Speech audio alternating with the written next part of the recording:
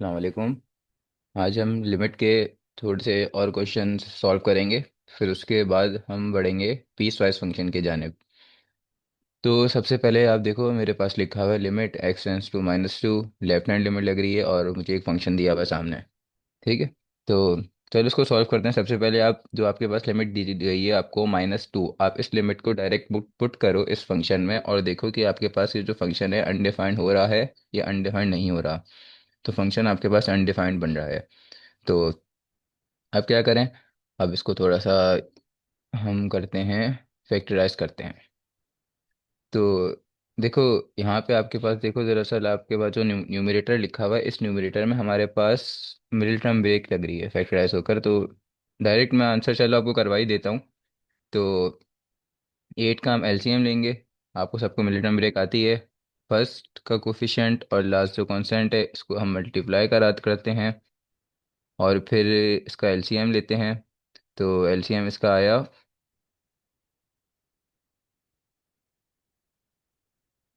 Middle term break का मतलब होता है कि मिडिल वाली टर्म को ब्रेक करना। तो मिडिल वाली टर्म को दो हिस्सों में ब्रेक करेंगे तो वो दो नंबर्स मुझे मिल गए यहाँ पे 4 और 2। 4 और 2 सही है। अब 4 के साथ मुझे लगाना पड़ेगा जो यहाँ पे मिडिल वाले की साइन होती है, वही सेम साइन मुझे लगाना होती है इन दोनों में जो नंबर आता है बिग। तो इन दोनों में बिग हैगा नंबर मेरे पास 4, तो 4 के साथ प्लस लगाऊंगा और 2 के साथ कोई ऐसी साइन लगाओ कि ये प्लस और माइनस होके मिडिल वाला नंबर ही बने। तो 2 के साथ लगाऊंगा मैं माइनस, तो बिल्कुल सेम वही नंबर बना है।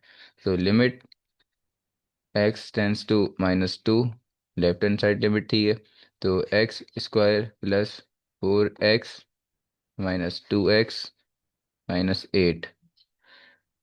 और उसके बाद यहाँ पे भी आपके पास देखो फॉर्मूला लग रहा है डिनोमिनेटर में। तो डिनोमिनेटर में आप हमारे पास जो फॉर्मूला लग रहा है वो लग रहा है a² - b² जो कि बराबर होता है a+b, a - b के। तो a की वैल्यू क्या होगी आपके पास, चलो इसको स्टेप बाय स्टेप कर लेते हैं। इस तरह से मैं पैक कर सकता हूँ। परफेक्ट स्क्वायर में बिल्कुल कर सकता हूँ क्योंकि ये दोनों टर्म्स मेरे पास परफेक्ट स्क्वायर थी।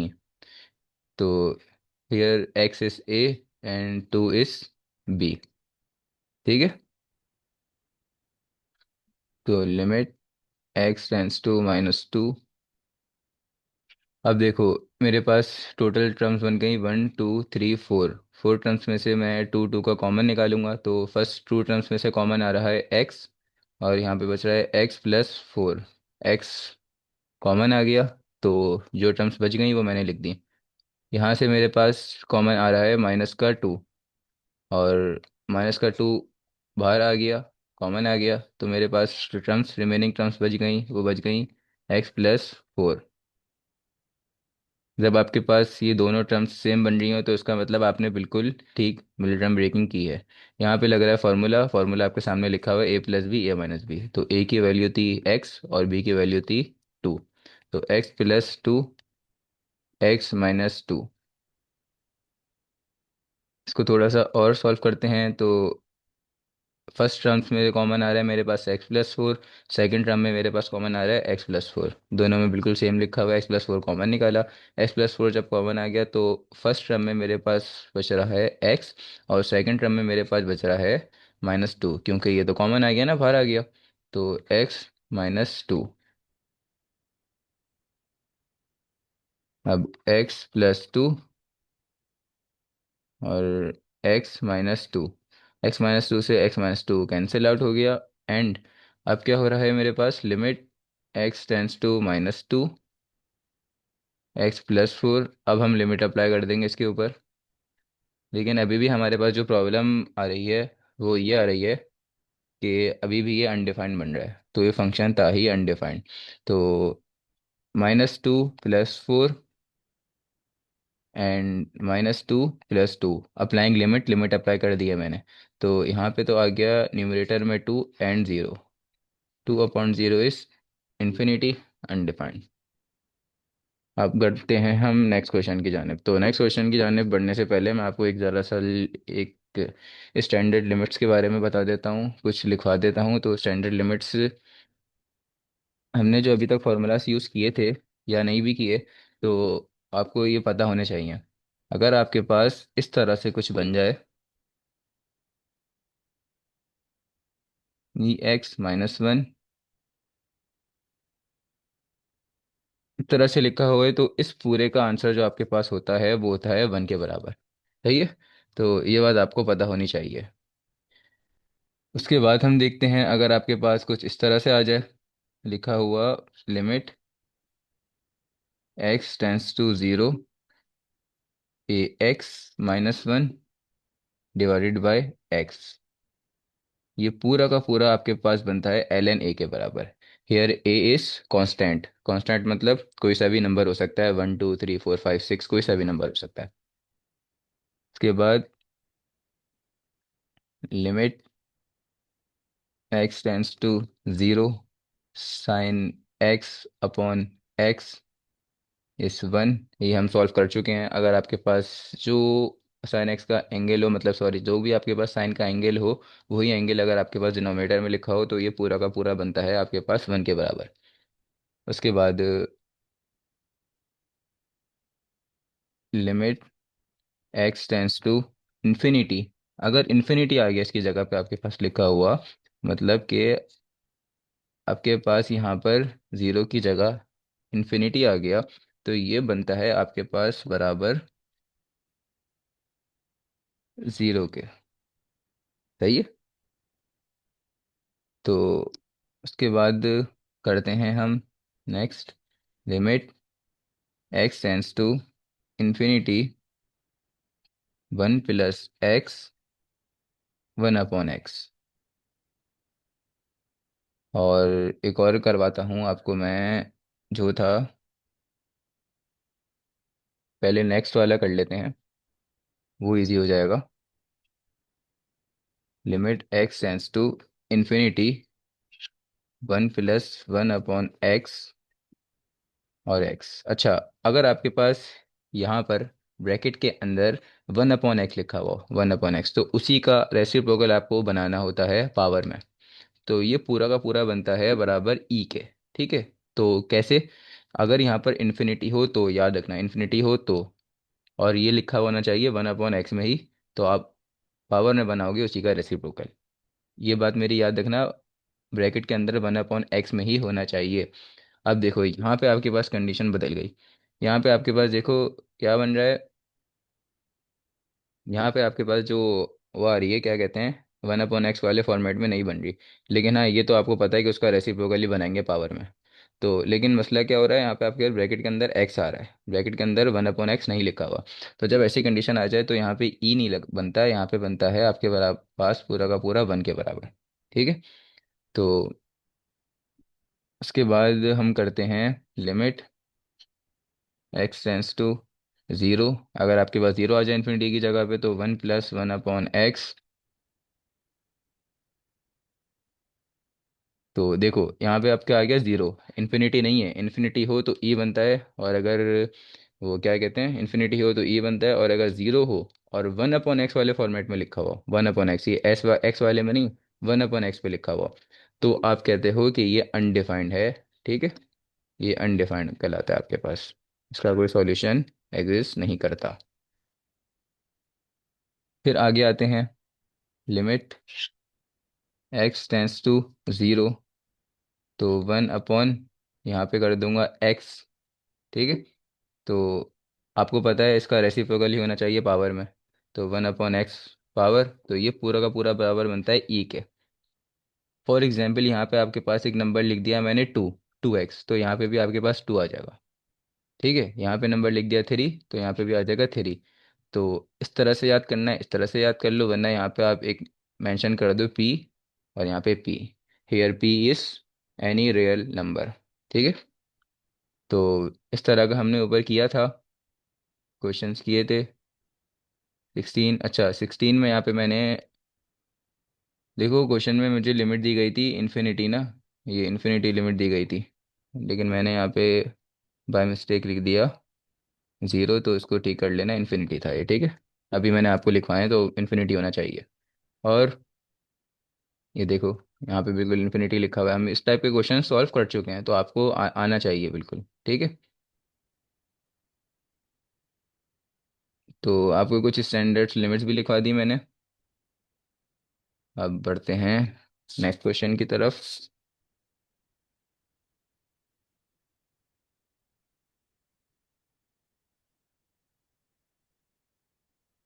Question number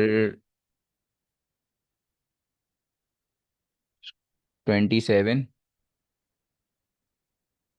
limit x tends to 1।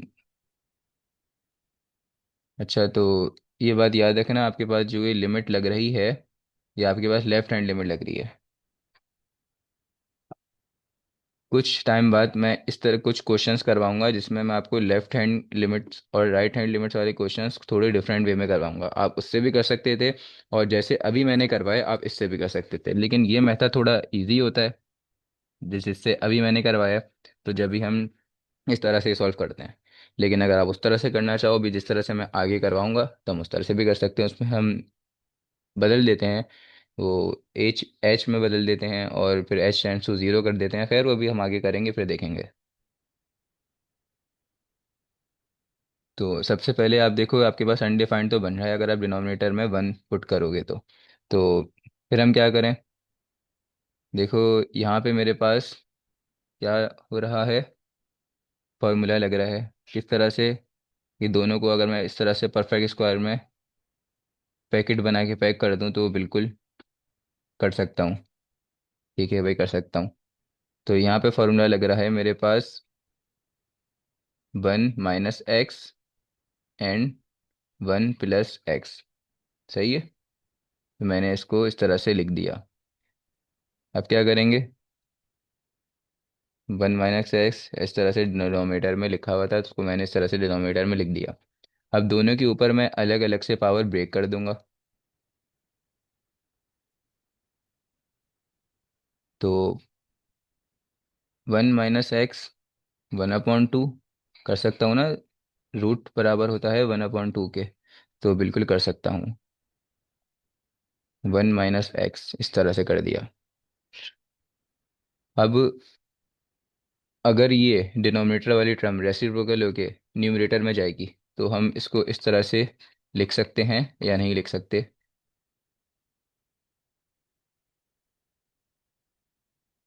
1 - x - 1 लिख सकते हैं, बिल्कुल ठीक है। और अगर इसको वापसी आपको रेसिप्रोकल करना है तो इस तरह से दोबारा से रेसिप्रोकल हो जाएगा। फॉर एग्जाम्पल 1/x, इसका रेसिप्रोकल करना है तो x - 1, और अगर 1/x - 1 लिखा हुआ इसका रेसिप्रोकल करना है तो ये हो जाएगा।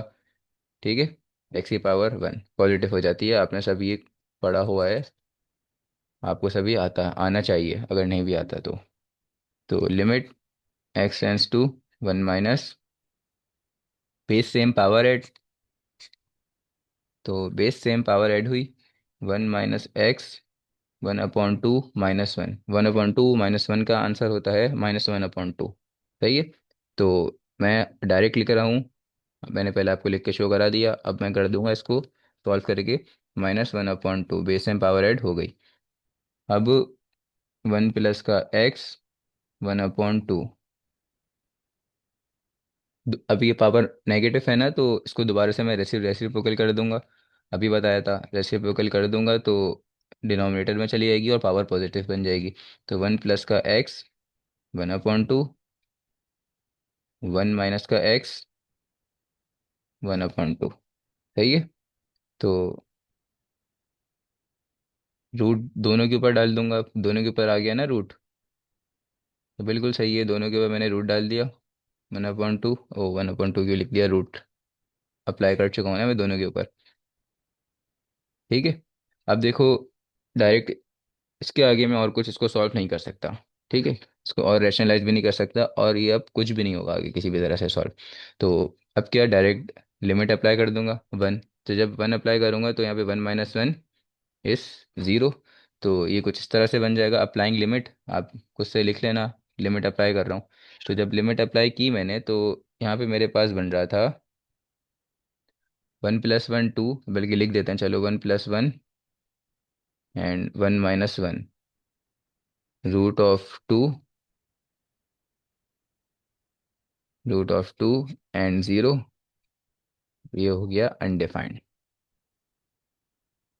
तो इन क्वेश्चंस में हमें कंडीशंस कुछ नहीं दी हुई कि आप ये बताओ कि ये अनडिफाइंड या इसको अनडिफाइंड नहीं बनाना है या ये अनडिफाइंड नहीं होना चाहिए। बस आपको बोला था इवेल्युएट लिमिट, बस आपको सिर्फ लिमिट को सॉल्व करना है। अभी आगे क्वेश्चन करेंगे तो वहाँ पे आपको क्राइटेरिया मिलेगा कि आप एग्जिस्टेंस चेक करो, लिमिट की, फंक्शन की कंटिन्यूटी चेक करो। तो अभी हम बढ़ेंगे आहिस्ते आहिस्ते, आगे बढ़ेंगे उसकी जानिब। अभी हमने 27 किया था, अब 28। 28 आप खुद से करो, बल्कि चलो 28 भी देख लेते हैं हम। 28 है, लिमिट एक्स टेंस टू 1+, मतलब राइट हैंड लिमिट है ये हमारे पास, x² - 1। चलो अब इसको सॉल्व करते हैं। बिल्कुल सेम उसी क्वेश्चन की तरह है जैसा हमने किया था, बस उसमें फ़र्क इतना था कि उसमें ये ही सेम टर्म हमारे पास लिखी हुई थी न्यूमरेटर में, यहाँ पे लिखी हुई है डिनोमिनेटर में। तो आप कर सकते हो, मैं जल्दी जल्दी से इसका सॉल्यूशन करवा देता हूँ। ये हमारे पास होगा x - 1 ऐसे ही रहेगा, और डिनोमिनेटर में लगेगा फार्मूला, जो फार्मूला था x - 1 एंड x+1 a² भी, मतलब a² - b² का फार्मूला मेरे पास लग गया। ठीक है, और आपको खुद से करना है, फिर भी मैं करवा दे रहा हूँ। अब क्या हो गया, x - 1, और इसको मैंने दोबारा से कन्वर्ट कर दिया, x - 1 1/2, दोनों के ऊपर रूट अलग अलग अप्लाई कर दिया, इसके ऊपर अलग, इसके ऊपर अलग से। ठीक है, तो रूट होता है 1/2 के बराबर। 1/2 रेसिप्रोकल होगा, तो रेसिप्रोकल कर देते हैं बिल्कुल। तो इसको रेसिप्रोकल कर देते हैं, x - 1, x - 1 - 1/2 था। इसकी पावर कुछ भी नहीं थी तो 1 थी, तो यहाँ पे मैं लिख देता हूँ 1। x+1 1/2, तो बेस सेम, पावर ऐड होगी, मतलब 1 - 1/2, बेसिस सेम दोनों की, पावर ऐड। तो 1 - 1/2 का आंसर होगा मेरे पास 1/2। तो 1/2 कर देते हैं नेक्स्ट स्टेप में। 1/2 x+1 और 1/2, रूट दोनों के ऊपर अलग अलग से अप्लाई कर देंगे दोबारा से ही। और अब देखो एक बात नोट करो, अब ये आगे सॉल्व नहीं हो सकता और रैशनलाइज नहीं हो सकता।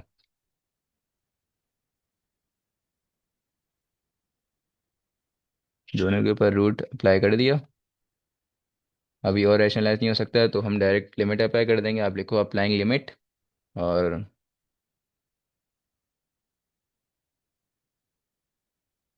1 - 1 एंड 1+1, तो 0/2, और आंसर इज 0। 29 एंड 30 आपको खुद से करना है, लिख देता हूँ मैं क्वेश्चन यहाँ पर। 29 क्वेश्चन क्या है और 30 क्वेश्चन क्या है। 29,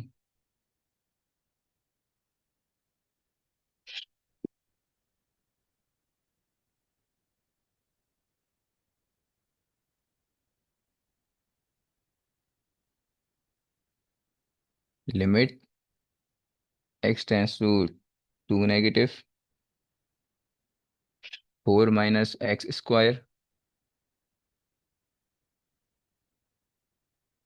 6 - 5x प्लस x²। और क्वेश्चन नंबर 30 है,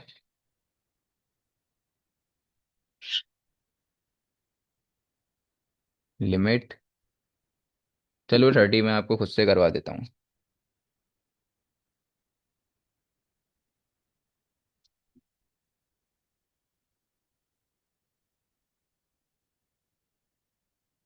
तो 30 को लिख लेते हैं हम,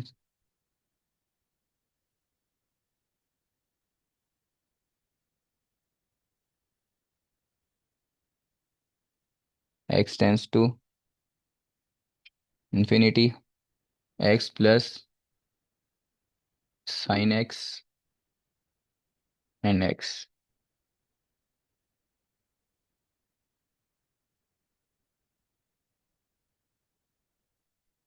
तो एलसीएम ब्रेकिंग, x दोनों के ऊपर भेज दिया।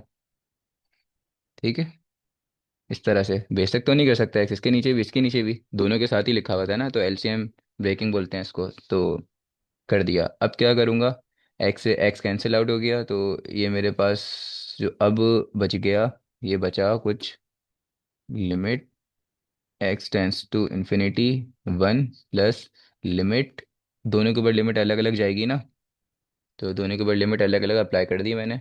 Limit x tends to infinity sine x upon x. तो अब लिमिट अप्लाई कर देंगे हम। अच्छा, ये मैंने आपको अभी पढ़ाया था, ये पूरा का पूरा बराबर होता है किसके, ज़ीरो के। अब आप बोलोगे ये तो 1 के बराबर था, तो अभी देख लेते हैं। वो था अगर आपके पास ज़ीरो हो तो, यहाँ पे ज़ीरो नहीं आया, ये देखो, ये रहा। अगर आपके पास इन्फिनिटी हो तो आपके पास किसके बराबर बनेगा, ज़ीरो के। और अगर एक्स टेंस टू ज़ीरो जा रहा हो तो आपके बराबर बनेगा 1 के। ठीक है। तो यहाँ पे तो डायरेक्ट लिमिट अप्लाई हो रही है, तो कुछ एक्स लिखा हुआ ही नहीं है, तो कोई आपका आंसर इसका 1 का 1 ही रहेगा। ठीक है। और ये हो गया आपके पास पूरा का पूरा ज़ीरो, मैंने आपको बता दिया किस तरह से ज़ीरो। तो 1। ठीक है, हमने यहाँ तो पढ़ लिया।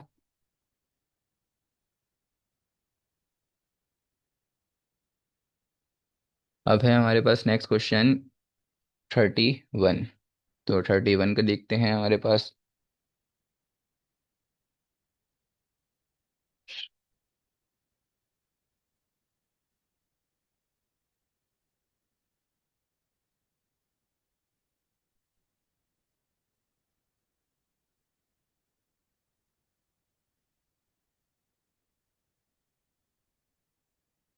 X square plus 3 if x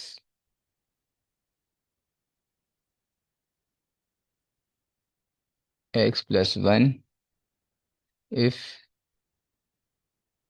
x is greater than 1। तो ये मुझे दिया हुआ है मेरे पास पीस वाइज फंक्शन,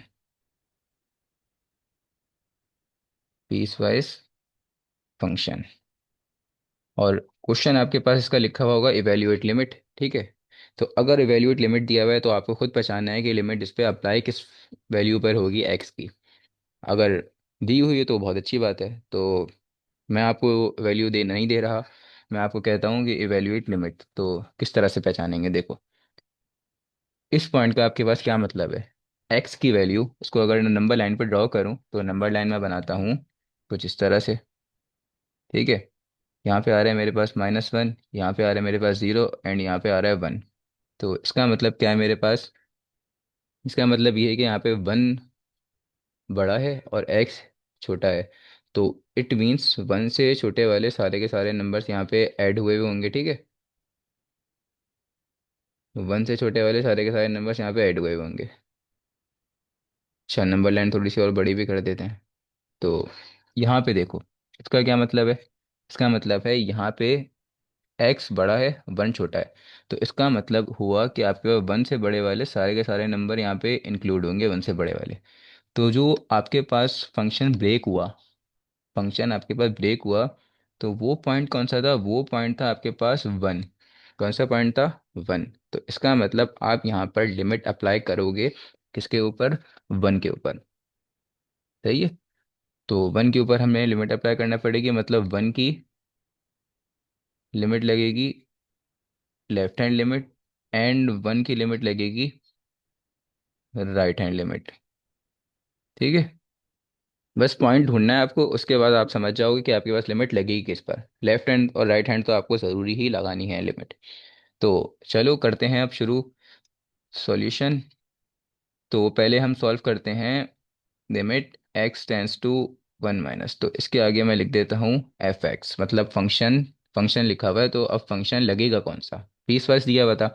तो मैंने कौन सी अभी अप्लाई कर रहा हूँ, लेफ्ट हैंड लिमिट, मतलब 1 से थोड़ा सा छोटा, 1 से थोड़ा सा कम।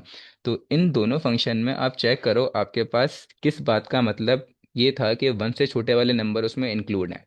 1 से छोटे वाले नंबर किस में इंक्लूड थे, इसमें थे ना। यहाँ पे 1 सबसे बड़ा है और 1 इक्वल्स टू 1 भी है। ठीक है। लेकिन एक्स छोटा है, इसका मतलब एक्स से छोटे वाले सारे नंबर मैंने नंबर लाइन में बना के दिखाए मैं। तो एक्स से कोई सा भी बिल्कुल छोटा सा नंबर, क्योंकि 1 माइनस लिखा हुआ है ना लेफ्ट हैंड लिमिट, तो 1 से छोटा सा नंबर आपके पास इस पॉइंट में लाई कर रहा होगा, तो हम लगाएंगे x² + 3। लिमिट x नेगेटिव वाले पे लगाएंगे हम x² + 3। तो x² + 3 पे मेरे पास जो आंसर आएगा वो आएगा 1 का स्क्वायर। अच्छा, हाँ, मैंने ये चीज़ चेक कर ली कि मेरे पास फंक्शन अनडिफाइंड तो नहीं हो रहा ना, तो मैं डायरेक्ट पुट कर सकता हूँ पॉइंट जो मुझे दिया हुआ है। तो 1 + 3, और 1 का स्क्वायर हुआ 1 + 3 और 4। ठीक है। अब करते हैं, लेफ्ट हैंड लिमिट तो लगा दी, राइट हैंड लिमिट लगाते हैं। राइट हैंड लिमिट का क्या होगा आपके पास? अच्छा, ये इसको ए कर देते हैं, इसको पार्ट बी कर देते हैं, वरना नहीं भी करोगे तो कोई मसला नहीं है, लेकिन ठीक है। फंक्शन, अब फंक्शन पहचानना है कौन सा फंक्शन लगेगा। तो जाहिर सी बात है दूसरा फंक्शन लगेगा। कैसे दूसरा फंक्शन लगेगा? इस बात का मतलब था कि 1 से थोड़ा सा बड़ा है। ठीक है, क्योंकि एक्स हमारे पास यहाँ पे बड़ा है और 1 छोटा है, और नंबर लाइन पे मैंने आपको ये शो करा के दिखा चुका हूँ। तो हम पुट करेंगे फंक्शन x+1, x+1। बस डायरेक्ट लिमिट अप्लाई करो, क्योंकि आपके पास जो 1 + 1, क्योंकि अनडिफाइंड फंक्शन नहीं हो रहा ना, तो ये आ गया 2। ठीक है, हो गया यहाँ तक हमारे पास। अब करते हैं हम नेक्स्ट क्वेश्चन।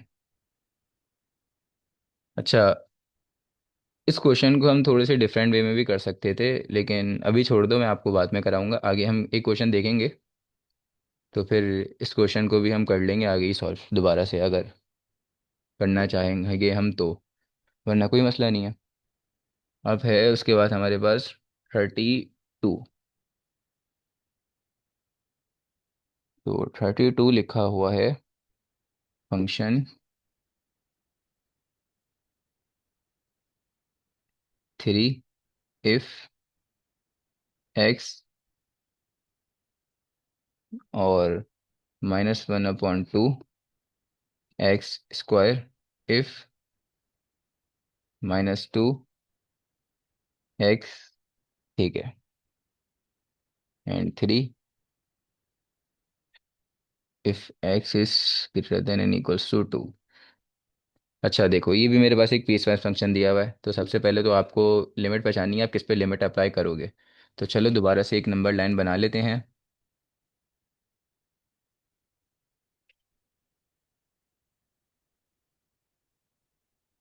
0 1 2। अच्छा, माइनस में भी थी तो, एक मिनट। 0 1 2 1 2।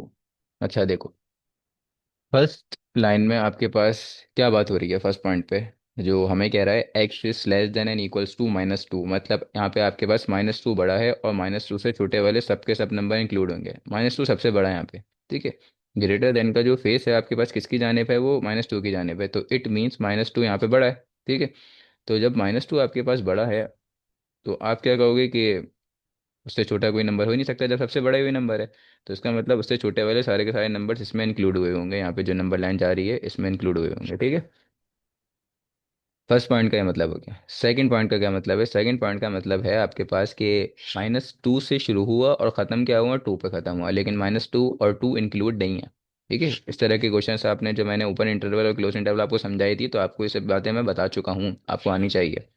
और ये बात आप अपनी, जो आपने ओल्ड क्लासेस पढ़ी हैं, आप उन सब क्लासेस में पढ़ के आते हो। तो 2 से शुरू हुआ और 2 पर ख़त्म हुआ। ठीक है, तो यहाँ से लेकर यहाँ तक था बस ये। तो उसके बाद थर्ड वाली बात का क्या मतलब है? थर्ड वाली बात का मतलब ये है कि आपके पास -2, सॉरी -2 नहीं, +2 जो आपके पास लिखा हुआ है वो सबसे बड़ा है और इक्वल्स भी है, और उससे छोटा कुछ हो ही नहीं सकता। और जो फेस है ग्रेटर देन का एक्स की जाने पे, इसका मतलब 2 से बड़े वाले सारे के सारे नंबर, तो 2 से बड़े वाले सब के सब नंबर्स यहाँ पर इंक्लूड हुए होंगे, ये वाली लाइन। तो फर्स्ट वाले फंक्शन की ये लाइन थी, सेकंड वाले फंक्शन की ये लाइन थी, थर्ड वाले फंक्शन की ये लाइन थी। ठीक है, और ये एक पीस वाइज फंक्शन था। समझ गए? तो अब पॉइंट ऑफ ब्रेकिंग देखो, किस तरफ पे फंक्शन ब्रेक हो रहा है हमारे पास।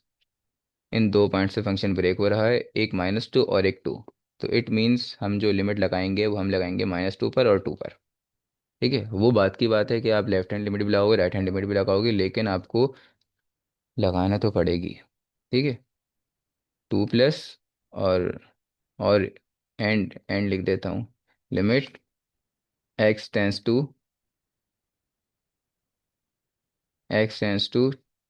ठीक है, खुद से बना देते हैं हम ए और बी। और x टेंस टू -2, इसकी भी लेफ्ट हैंड लगेगी, and limit x tends to -2। अच्छा, ये सही है। तो पहले हम ये माइनस वाली लगा लेते हैं, फिर हम ये वाली लगा देंगे। तो चलो शुरू करते हैं।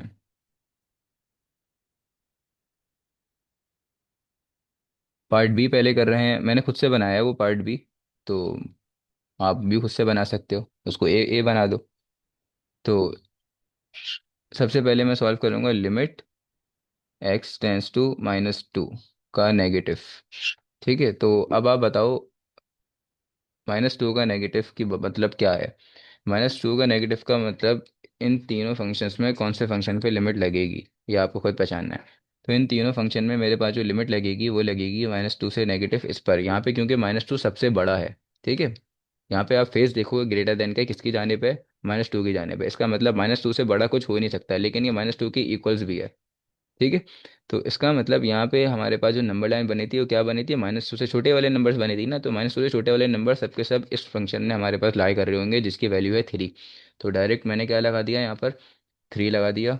ये वाला फंक्शन लग रहा है। अगर समझ नहीं आया तो आप वीडियो को बैक करो और फिर आप समझो, फिर वापसी आओ इस पर।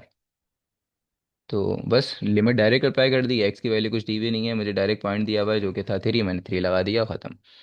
अब लगाएंगे लिमिट x टेंस टू -2 का राइट हैंड साइड, मतलब राइट हैंड लिमिट उसकी। तो इसका मतलब क्या हुआ, राइट हैंड लिमिट की -2 से थोड़ा सा बड़ा। तो -2 यहाँ पे खत्म हुआ नंबर लाइन पे, -2 से थोड़ा सा बड़ा यहाँ पे आएगा ना, यहाँ पे कहीं ना कहीं आ रहा होगा, यहाँ आ रहा होगा, यहाँ कहीं जब भी आ रहा होगा। तो इसका मतलब ये वाले फंक्शन में आ रहा होगा। ठीक है, ऊपर वाले फंक्शन में क्या बात हो रही थी, माइनस टू से थोड़ा सा छोटा, और या तो -2 के बराबर। यहाँ पे क्या बात हो रही है, -2 से लेकर और 2 तक सारे के सारे नंबर इंक्लूड हैं यहाँ पे। अब हमें जाना है -2 से थोड़ा सा बड़ा। तो -2 से थोड़ा सा बड़ा, जाहिर सी बात है यहीं पर कहीं ना कहीं लाई कर रहा होगा, वरना आप नंबर लाइन में चेक कर सकते हो। सही है, तो इसका मतलब मेरे पास अब लग रहा है सेकंड वाला फंक्शन। तो सेकंड वाला फंक्शन लगाएंगे, जो कि है मेरे पास 1/2 x² तो डायरेक्ट लिमिट अप्लाई कर दो, देख लो कहीं अनडिफाइंड तो नहीं हो रहा। वैसे अगर ये अनडिफाइंड हो भी रहा होता तो ये और सॉल्व नहीं होता। तो इसको आप सॉल्व करो, इसका आंसर आपके पास बनता है -2। सही है, तो अब करते हैं और क्वेश्चन सॉल्व हम, क्या आता है हमारे पास आंसर। हमने बी पार्ट कर लिया जो मैंने खुद से बनाया था, बी पार्ट। अब करते हैं ए पार्ट, जो कि है प्लस वाला। कोशिश किया करो पहले छोटी वाली से शुरू करो, -2 छोटा है, फिर उसके बाद बड़े नंबर पे आओ तो थोड़ी ईजिली हो जाती है सॉल्विंग। वरना कर सकते हो आप, ए भी पहले कर सकते थे। तो ए में लिखा हुआ है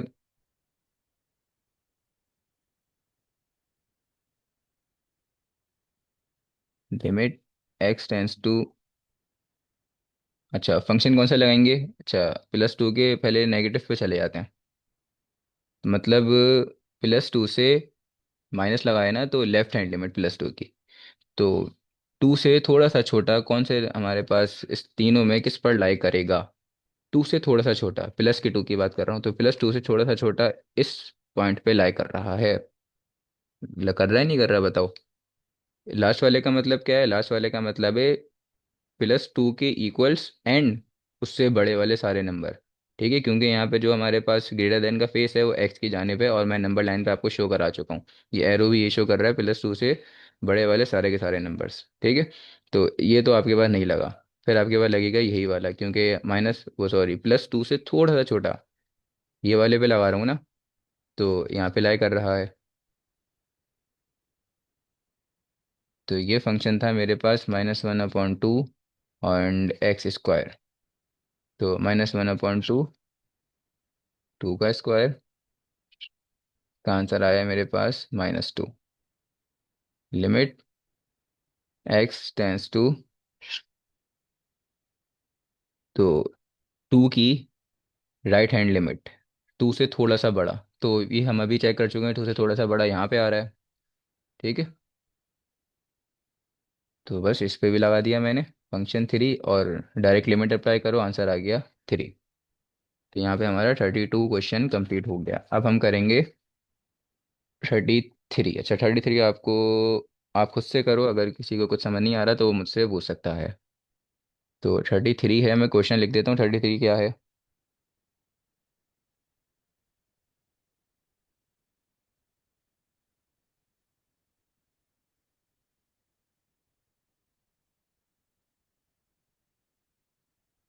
if x is,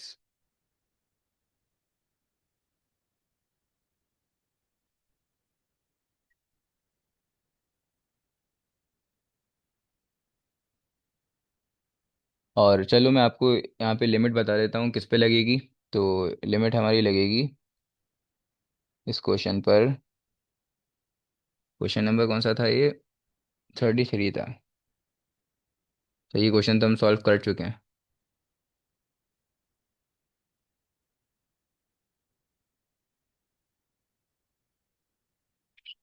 question number 33 है, x² - 1 इफ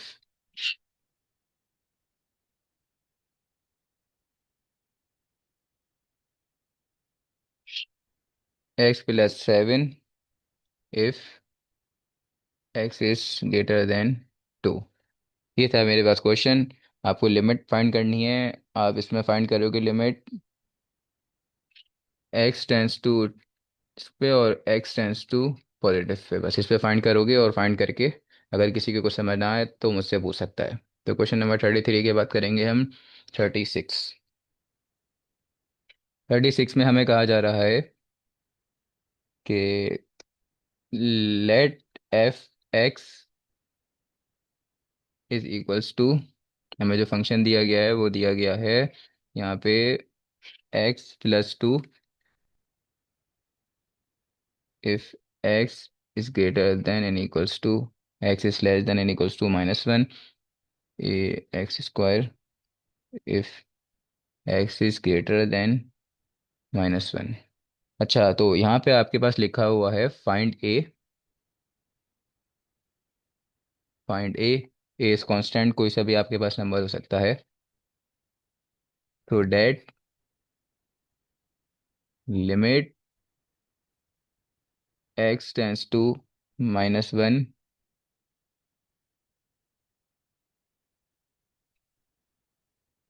एग्जिस्ट। ठीक है, आपको यहाँ पे क्राइटेरिया बता दिया कि आपके पास जो लिमिट है वो एग्जिस्ट कर रही है। तो जब मैंने आपको स्टार्ट के लेक्चर दिए तो उसमें मैंने आपको एक बात समझाई थी कि लिमिट हमारे पास जब एग्जिस्ट कर रही होती है तो उसका क्राइटेरिया हमारे पास क्या होता है। हम कहते हैं कि लेफ्ट हैंड लिमिट बराबर है राइट हैंड लिमिट के, मतलब लेफ्ट हैंड लिमिट का जो आंसर आएगा वो बराबर होना चाहिए राइट हैंड लिमिट के आंसर के। ठीक है, वरना अगर फॉर एग्जांपल इसका आंसर 2 आ गया, इसका आंसर -2 आ गया, तो ये नॉट एग्जिस्ट है, ये एग्जिस्ट लिमिट नहीं कर रही है। सही है।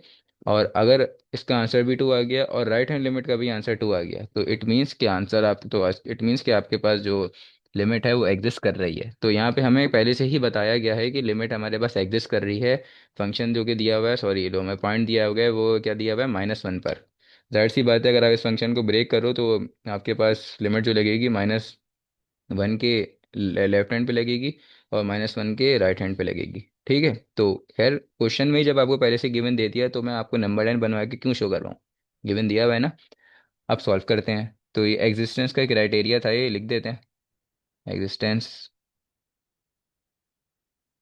और अगर नॉट एग्जिस्ट हो रही होती तो फिर हम कहते इट्स नॉट इक्वल्स टू। तो सॉल्यूशन, तो सबसे पहले मैं लगाऊंगा लिमिट x टेंस टू -1 के लेफ्ट हैंड पे। तो देखो इन दो फंक्शंस में किस पे लगेगा, लेफ्ट हैंड पे। मतलब माइनस, इस बात का मतलब है -1 से थोड़ा सा छोटा, तो -1 से थोड़ा सा छोटा हमारे पास इस फंक्शन पे लाई कर रहा है। यहाँ पे जो आपके पास ग्रेटर देन है वो है -1 is greater.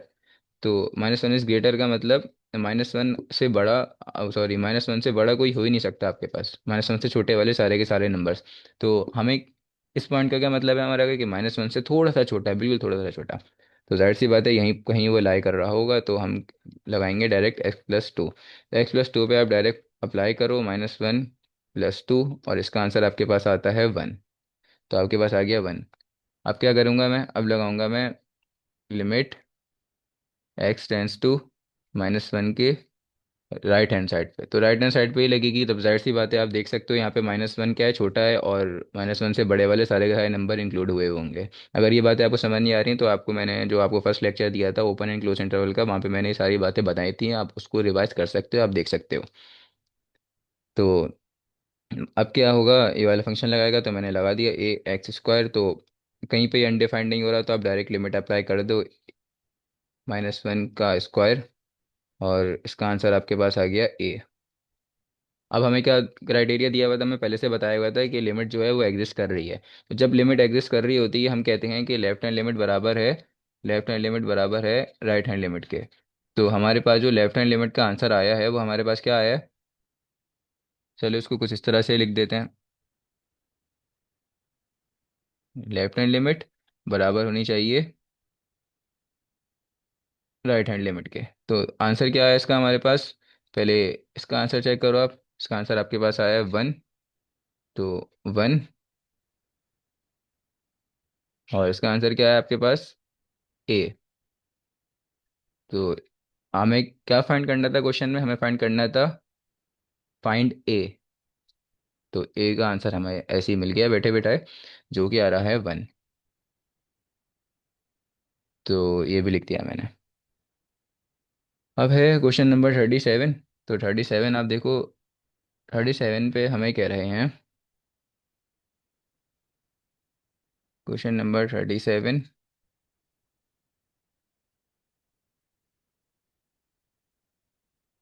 Evaluate limit x tends to 3, 3 - x, x - 3।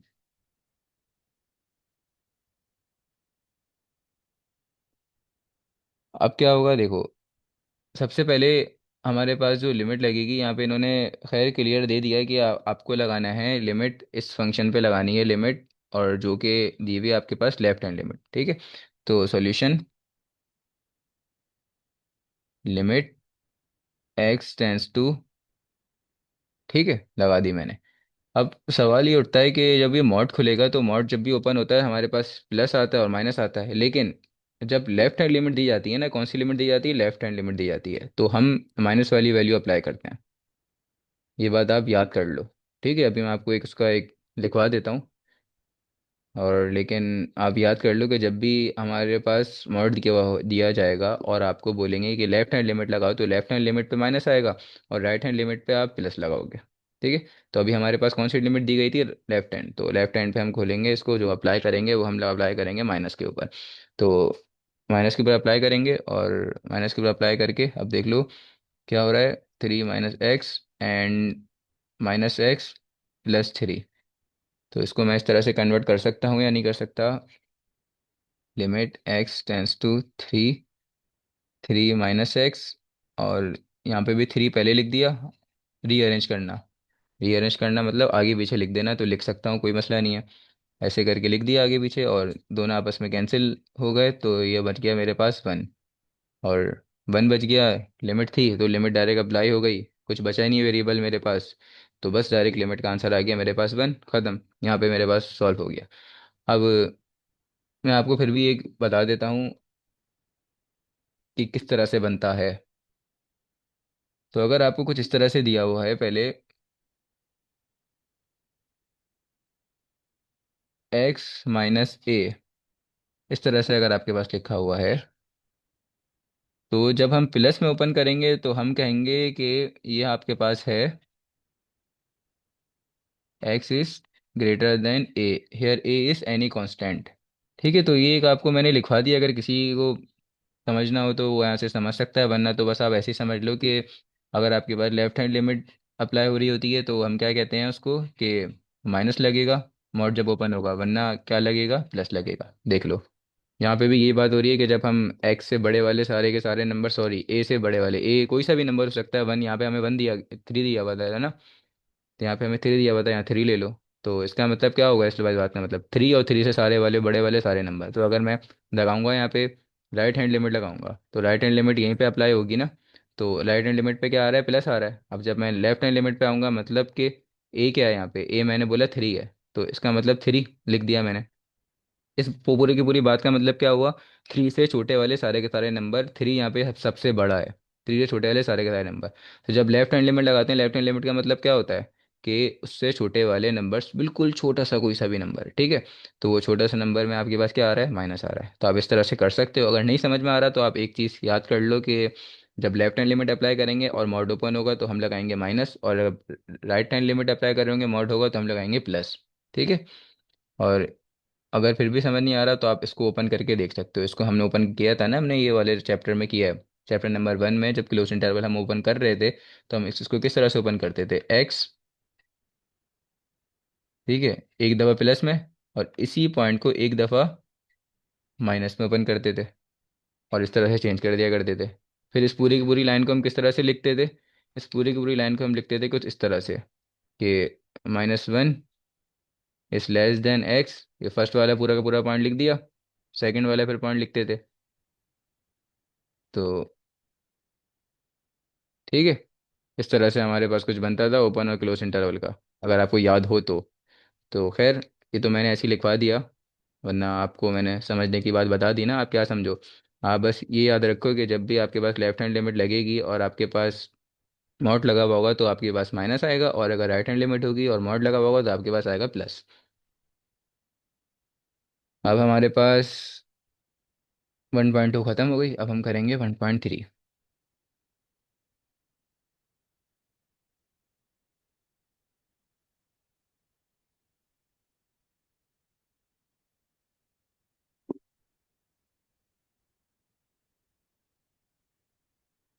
हाँ, 1.3 का मैं आपको क्वेश्चन बता देता हूँ, क्वेश्चन में क्या लिखा हुआ है, चलो या तो क्वेश्चन में लिख देता हूँ। क्वेश्चन में आपको कहा जा रहा है discuss continuity, discuss continuity, continuity discuss करनी है, फंक्शन कंटिन्यूस है या नहीं है, ये बात बतानी है यहाँ पे आपको। तो देखो, सबसे पहले आपको मैं एक बात क्लियर कर दूं,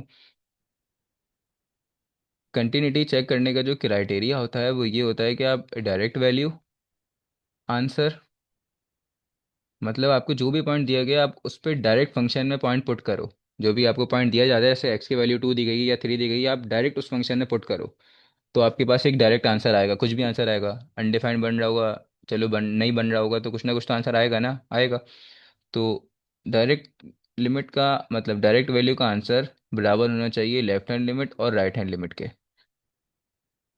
ठीक है, ये तीनों आंसर अगर बराबर हुए तो हम क्या कहेंगे कि हमारे पास फंक्शन कंटिन्यूस है।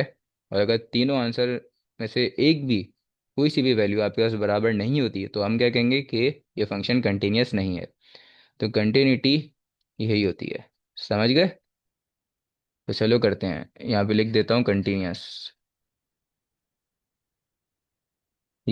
बात ही यही शो करता है कि ग्राफ आपका कहीं से टूट तो नहीं रहा, जो मैंने आपको शुरू में बताया था लिमिट के बारे में। तो ये आपको दरअसल यही वैल्यू बताता है कि ग्राफ आपका टूट रहा है या नहीं टूट रहा है। अगर कंटिन्यूस है तो ग्राफ आपके पास स्मूथ बन रहा है ग्राफ, और अगर डिसकंटिन्यूस है तो ग्राफ आपके ब्रेक हो रहा है कहीं ना कहीं से। तो फर्स्ट क्वेश्चन करते हैं हम, जो दिया हुआ है हमें, f x is equals to x minus three at x is equals to three.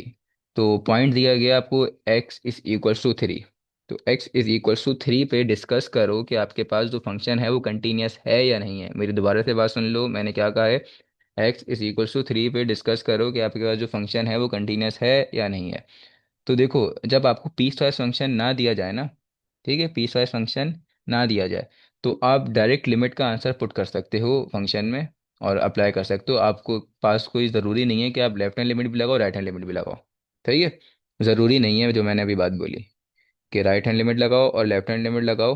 आपके पास ज़रूरी नहीं है। जब आपको क्या दिया हो, पीस वाइज फंक्शन ना दिया हो। पीस वाइज फंक्शन किस तरह से दिया जाता है, तो फंक्शन आपको टुकड़ों में दिया जाता है, वहाँ पे लिखा हुआ होता है। अगर एक्स से छोटा, मतलब फॉर एग्जांपल आपके पास यहाँ पे 3 दिया हुआ है ना, तो अगर एक्स की वैल्यू 3 से छोटी है तो आपके पास ये वाला फंक्शन लग रहा है। अगर एक्स की वैल्यू 3 से बड़ी है तो आपके पास ये वाला फंक्शन लग रहा है। पीस वाइज फंक्शन में हम इस तरह से पहचान देते हैं। अगर नहीं समझ में आ रहा तो ऊपर करो वीडियो और देख सकते हो पीस वाइज फंक्शन हमने किस तरह से सॉल्व किया है। सही है। तो लिमिट आप कोई सी भी अप्लाई कर सकते हो इन दोनों में फिर। ठीक है। कोई सी भी एक एक लगा देना, और लगाना चाहते हो तो दोनों भी लगा देना, कोई मसला नहीं है, वो आंसर सेम आएगा। और डायरेक्ट वैल्यू आंसर का मतलब क्या होगा, जो आपको डायरेक्ट की वैल्यू दी गई है फंक्शन में, ठीक है, जो भी आपको डायरेक्ट फंक्शन दिया गया है, यहाँ पे आप एक्स की वैल्यू 3 रख रख दोगे डायरेक्ट। लिमिट में क्या करते हैं, रैशनलाइज वगैरह करके हम थोड़ा सा फैक्टराइज करके सॉल्व करते हैं ना, फिर निकालते हैं। लेकिन डायरेक्ट वैल्यू में आप डायरेक्ट पुट करोगे। तो चलो सबसे पहले मैं डायरेक्ट वैल्यू आंसर निकाल रहा हूँ, जो कि मेरे पास। सबसे पहले तो फंक्शन लिख देता हूँ। एक्स, फंक्शन लिख दिया। उसके बाद पुट कर रहा हूँ एक्स इज इक्वल्स टू 3। तो एक्स की वैल्यू मैंने 3 पुट कर दी। और ये अब डायरेक्ट वैल्यू आंसर मेरे पास आ रहा है, जो कि आ गया 0। तो ये वाला पार्ट मैंने कर लिया। अब बचा हुआ है ये वाला पार्ट। तो मैंने क्या बोला, ये मेरे पास अगर पीस वाइज फंक्शन नहीं है तो मैं लिमिट कोई सी भी पिक कर लूँ इन दोनों में, ठीक है। मर्जी है आपकी, कोई सी भी पिक कर लो। तो मैं ये क्वेश्चन दोनों मेथड से करा दूंगा आपको। आप टेंशन नहीं लो, आपको पास में ये क्वेश्चन दोनों के दोनों मेथड से कराऊंगा, ताकि आपको समझ में आ जाए, वरना हम दूसरी तरह से किस तरह से कर सकते थे ये क्वेश्चन। तो चलो अब देखते हैं। लिमिट एक्स टेंस टू 3, और यहाँ पे आया मेरे पास x-3। ठीक है, जो फंक्शन दिया हुआ था वही फंक्शन लिख दिया और उसके पीछे लिमिट लगा दी जो लिमिट थी। सही है। अब क्या होगा, देखो आपका फंक्शन कहीं तो अनडिफाइंड तो नहीं हो रहा, नहीं हो रहा ना।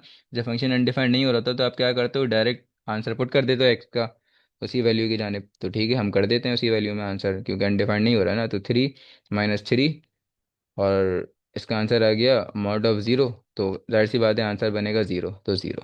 अब देखो आपके पास फंक्शन कंटिन्यूस है या नहीं है। आपके पास डायरेक्ट वैल्यू आंसर क्या आ रहा है, 0 आ रहा है।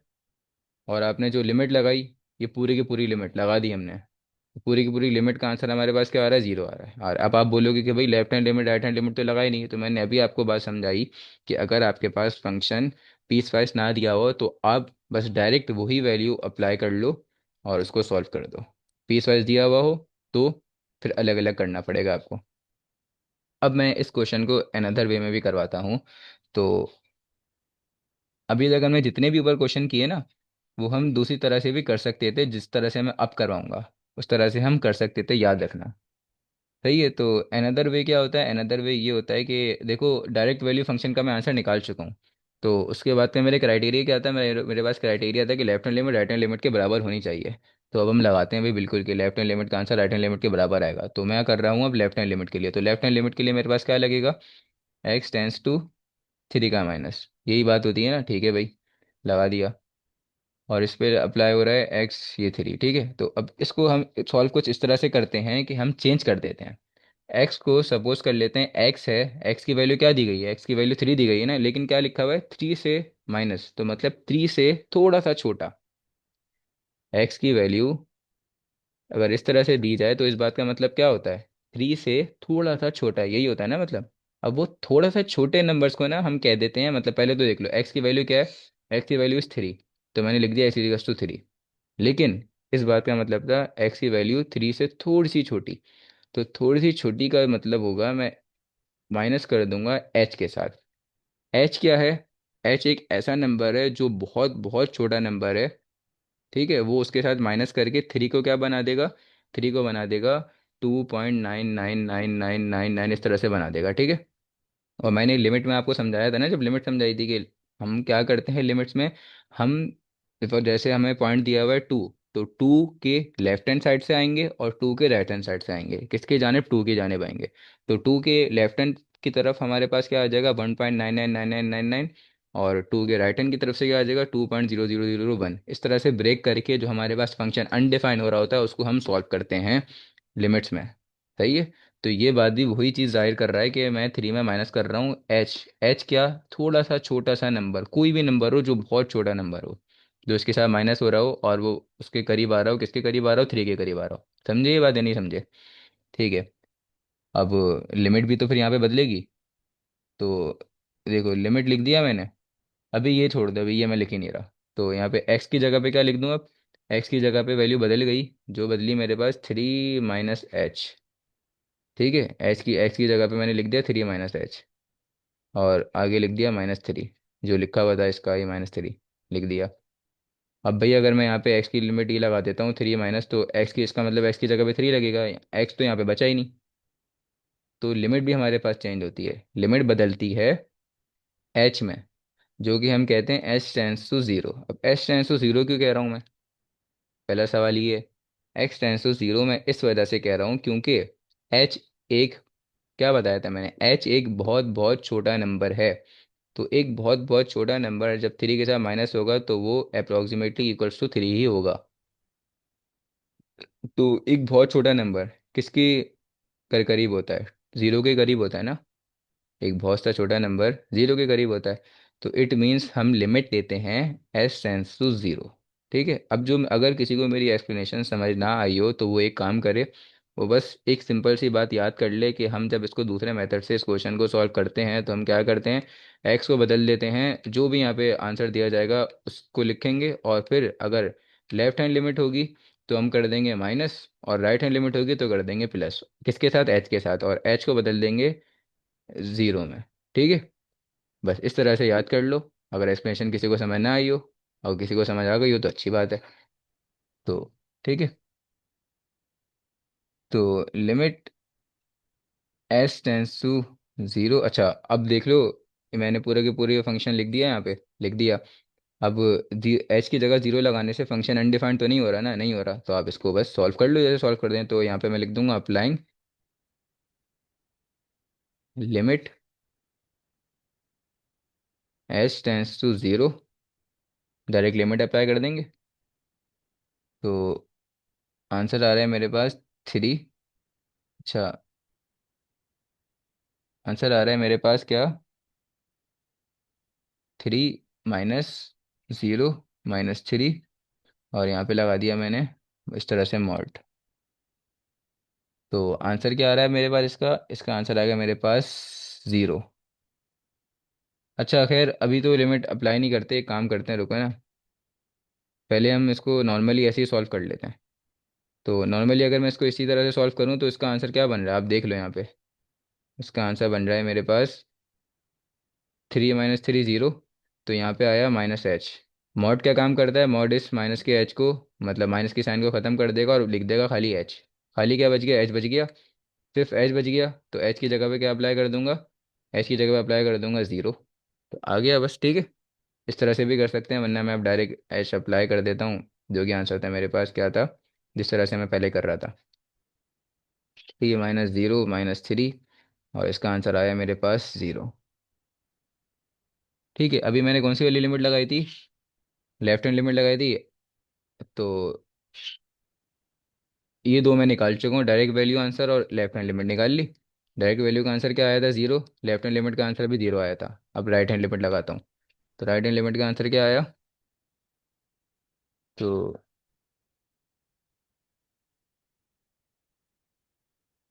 Limit x tends to three positive, इसका मतलब लेफ्ट हैंड साइड से आ रहा हूँ। तो फंक्शन क्या था मेरे पास? मेन एक्स माइनस थ्री था। तो आपको बताया था ना एक्स बदलेगा थ्री में, क्योंकि यहाँ पे थ्री दिया हुआ है। अब थ्री प्लस का मतलब थ्री में कोई सा भी नंबर हमारे पास एक छोटा सा नंबर प्लस हुआ हुआ होगा, जाहिर सी बात है ना। हम क्या जा रहे हैं? थ्री से थोड़ा सा आगे जा रहे हैं। राइट हैंड लिमिट का मतलब क्या होता है? थ्री से थोड़ा सा आगे, बिल्कुल थोड़ा सा आगे। तो वो नंबर एक हमारे पास जो थोड़ा सा छोटा सा नंबर है वो एच है, जो थोड़ा सा उसको आगे लेके चले जाएगा। और एच किस में बदलता है? एच बदलता है जीरो में। तो बस लिमिट एक्स, अच्छा अब ये एच टेंस टू जीरो हो गई, और यहाँ पे आ गया थ्री प्लस एच, एक्स की जगह पे थ्री प्लस एच आ गया, माइनस थ्री। लिमिट अच्छा, अब डायरेक्ट इसको सॉल्व कर दो तो सॉल्व हो गया ये, और यहाँ पे आपका आपका आंसर आ गया H mod of H. Limit direct apply कर दो, इसका आंसर आ गया ज़ीरो, एच की जगह पे ज़ीरो। तो left hand limit right hand limit बराबर आ गई, और डायरेक्ट वैल्यू आंसर भी क्या आ गया, बराबर आ गया। तो हम कहेंगे hence f is continuous at x is equals to three, मतलब हमारा फंक्शन कंटिन्यूस है x is equals to three पर। समझ गए सब ये बात? तो अब देखो, अब मैंने आपको एक डायरेक्ट वाला क्वेश्चन करवाया था, देखो कितना छोटा सा क्वेश्चन हुआ था ये, यहाँ पे क्वेश्चन खत्म हो गया था। ठीक है, तो अगर आप चाहो तो आप यहाँ पे ख़त्म कर सकते हो, वरना आप अनदर वे जो मैंने करवाया आपको ये समझ में आना चाहिए। थोड़ा सा लेंदी होता है लेकिन हो जाता है सॉल्व, तो आपको ये आना चाहिए। सही है, तो बस।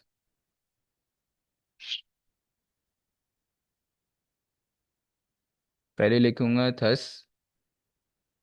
डायरेक्ट वैल्यू आंसर जो के था f three is equals to left hand limit equals to right hand limit, तीनों बराबर आ गए। तो इसका मतलब हैंस आवर फंक्शन इज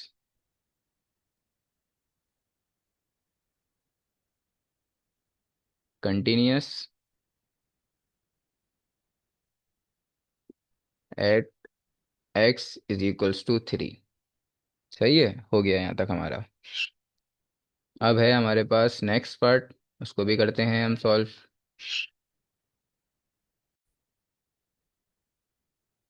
अब क्वेश्चन नंबर टू देखें। क्वेश्चन नंबर टू में हमें डिस्कस करना था कि फंक्शन हमारा कंटिन्यूस है या फंक्शन कंटिन्यूस नहीं है।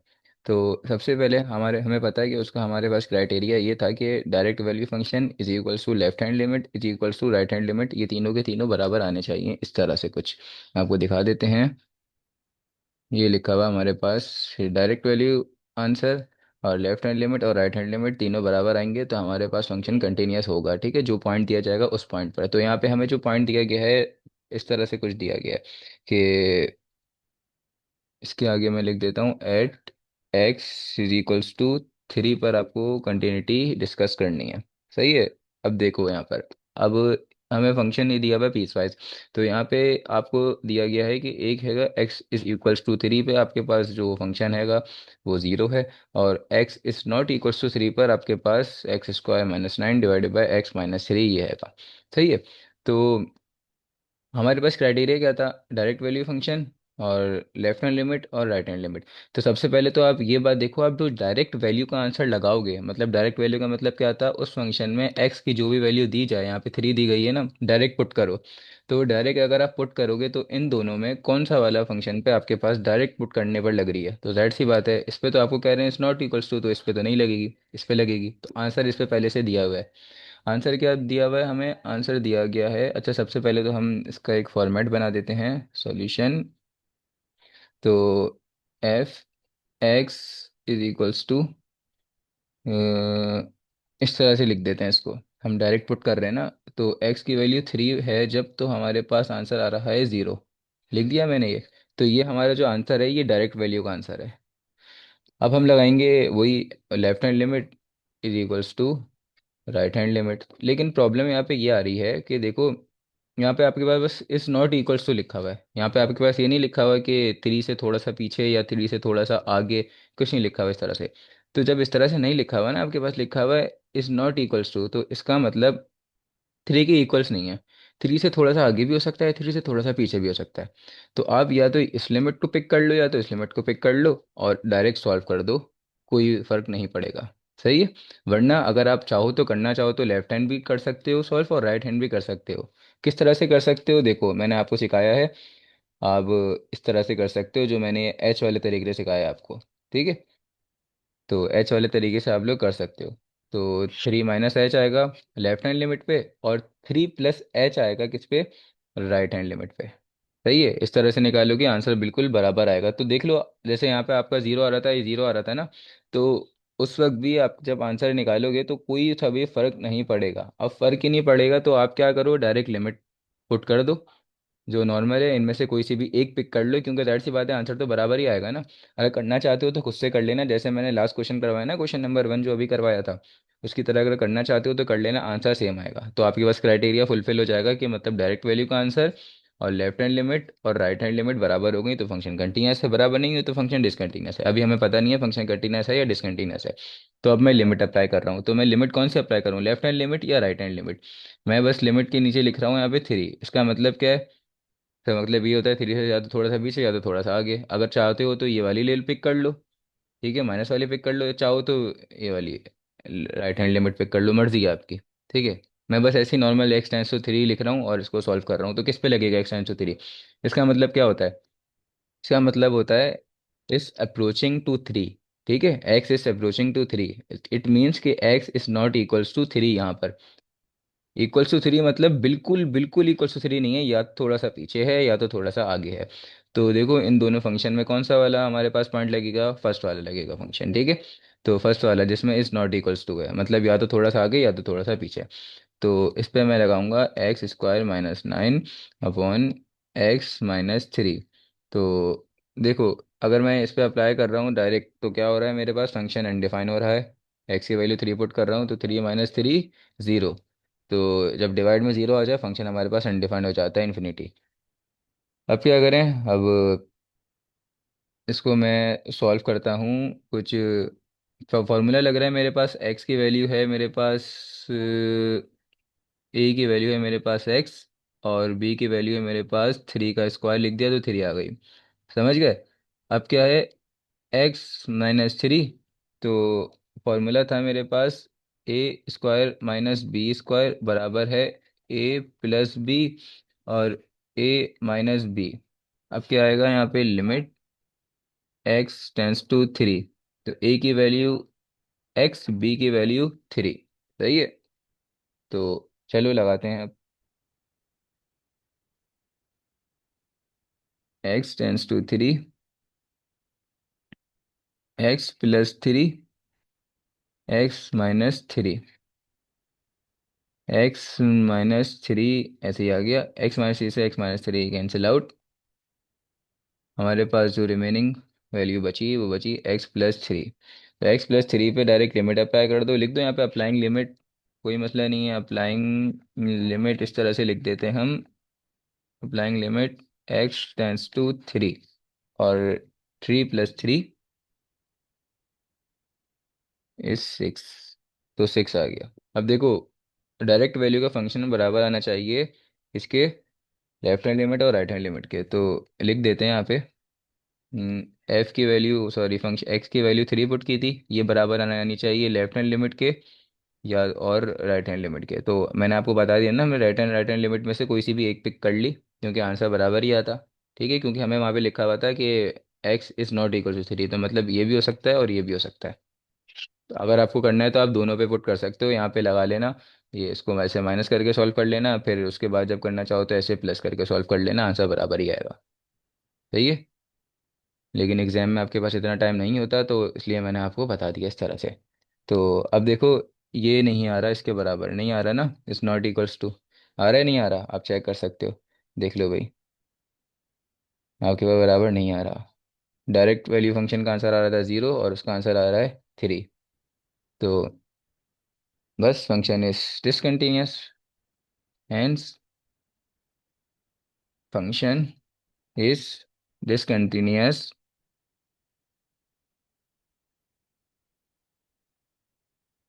Eight x = 3। नेक्स्ट क्वेश्चन करते हैं, क्वेश्चन नंबर है हमारे पास नेक्स्ट 3। तो 3 लिखा हुआ है,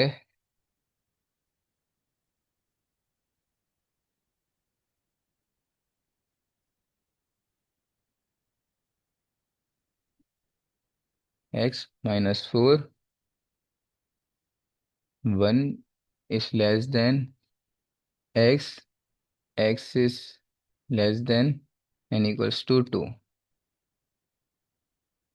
x² - 6 if 2 is less than x and less x is less than 5, और डिस्कस करना है at x is equals to two पे। तो सबसे पहले मसला ये आता है कि हमारे पास, चलो यहाँ पे तो दिया हुआ है point at x is equals to two दिया हुआ है, अगर मैं ये पॉइंट ना दूं तो आप कैसे पहचानोगे किस पे डिस्कस करनी है? तो मैंने आपको बताया था, हम फंक्शन देखते हैं ब्रेक कहाँ हो रहा है। ठीक है। तो अगर इसको आप पूरे को नंबर लाइन पर ड्रॉ करो तो किस तरह से बनता है? देखो, सबसे पहले -1 से शुरू होगा और चलता जाएगा, कहाँ तक चलेगा? 2 तक चलेगा, +2 तक चलेगा, चला।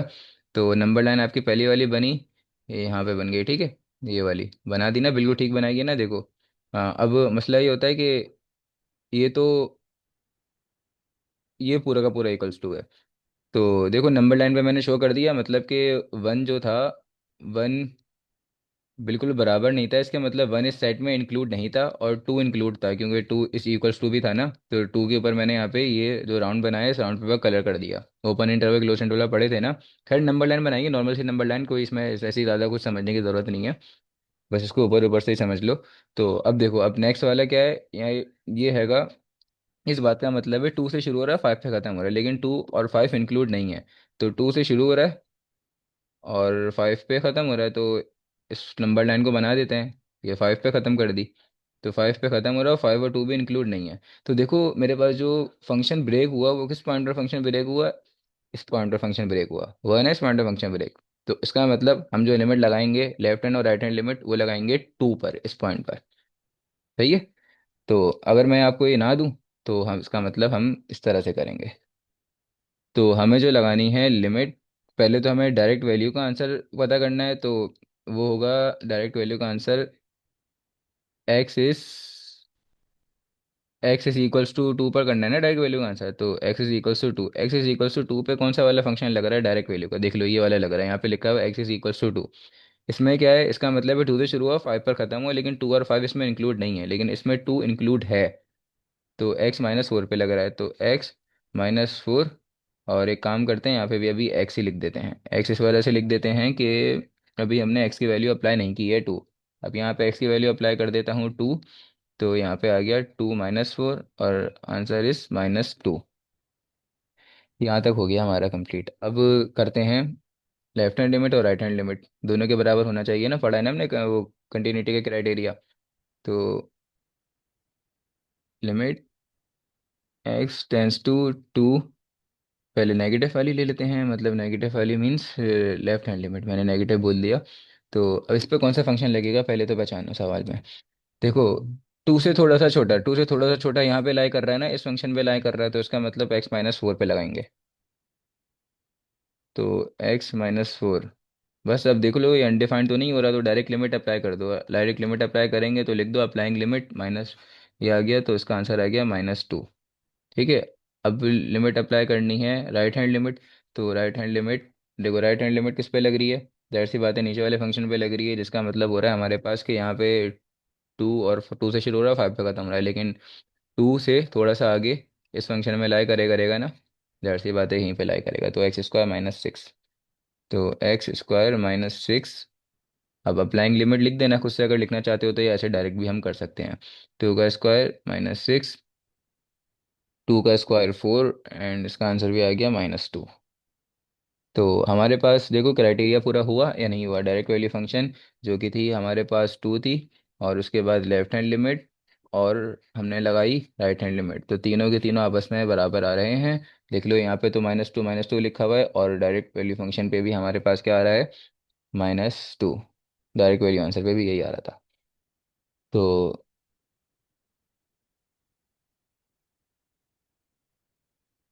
hence the function is continuous at point x is equals to 2।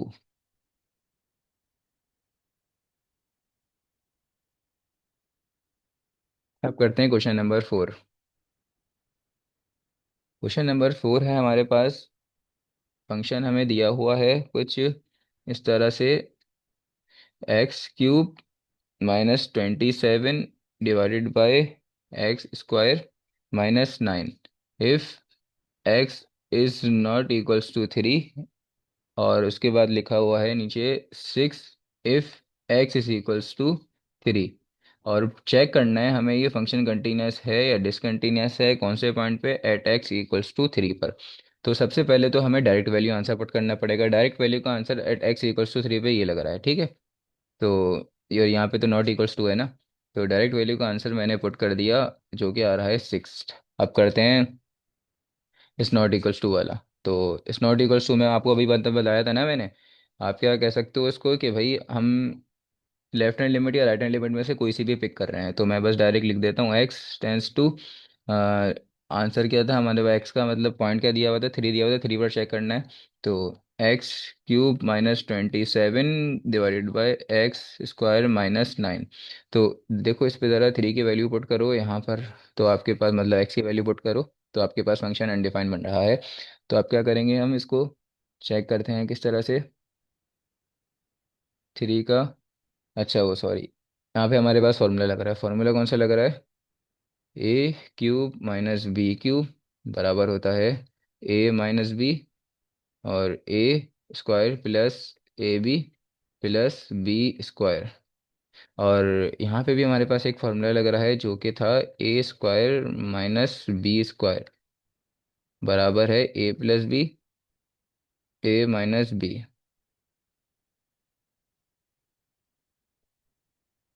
तो ए की वैल्यू क्या आ रही है आपके पास, चलो स्टेप बाय स्टेप करवा देते हैं आपको। ए की वैल्यू हमारे पास है एक्स, और बी की वैल्यू है हमारे पास थ्री। यहाँ पे भी x square perfect square, three का परफेक्ट स्क्वायर होता है नाइन। तो ए की वैल्यू, बी की वैल्यू, ए की वैल्यू, बी की वैल्यू, सही। तो अब हम करेंगे फॉर्मूला। तो फॉर्मूले पे हमारे पास आंसर आता है एक्स माइनस थ्री। मैंने इस फॉर्मूले में पूरा का पूरा पुट कर रहा हूँ answer direct, x square plus three x, A B की जगह सॉल्व पुट करी और दोनों को मल्टीप्लाई करा दिया वैल्यू पुट करके। तो आगे लिखा हुआ है बी का स्क्वायर, तो बी का स्क्वायर मतलब थ्री का स्क्वायर, थ्री का स्क्वायर होता है नाइन, लिख दिया। इसके बाद करते हैं अब हम, डिवाइड में आएगा हमारे पास a square minus b square, it means a plus b और ए माइनस बी। तो x plus three and x minus three. तो एक्स माइनस थ्री से x minus three cancel out, यही एक्स माइनस थ्री हमारे पास इस question में problem create कर रहा था, जो कि कैंसिल आउट हो गया। अब क्या करेंगे हम, अब डायरेक्ट लिमिट अप्लाई कर देंगे। तो अप्लाइंग लिमिट लिख लिख देता हूँ, applying limit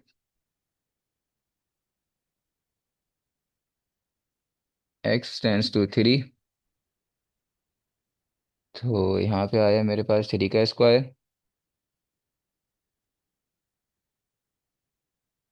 plus three, three plus nine, and यहाँ पे आया मेरे पास थ्री प्लस थ्री, 27/6 और 9/2। तो देखो आपके पास, हमारे पास जो क्राइटेरिया था वो क्राइटेरिया था कि डायरेक्ट वैल्यू फंक्शन, वो डायरेक्ट वैल्यू का आंसर बराबर आना चाहिए लेफ्ट हैंड लिमिट और राइट हैंड लिमिट के। तो यहाँ पे तो आंसर हमारा बराबर नहीं आ रहा, इस नॉट इक्वल्स टू आ रहा है। तो डायरेक्ट वैल्यू हमारी थी 8.3 पे चेक की थी, जो कि हमारे पास लेफ्ट हैंड लिमिट और राइट हैंड लिमिट के बराबर नहीं लग रहा। तो left hand limit right hand limit नहीं लिखते, हम इस तरह से लिख देते हैं कि इसके बराबर नहीं आ रहा, limit x tends to three, इसके बराबर नहीं आ रहा। तो hence our function is discontinuous at x is equals to 3. So hence the function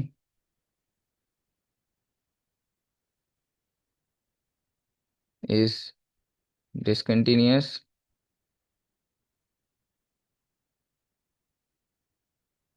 at x equals to 3। अब है हमारे पास क्वेश्चन नंबर फाइव। तो क्वेश्चन नंबर फाइव करते हैं हम। क्वेश्चन नंबर फाइव में हमें दिया हुआ है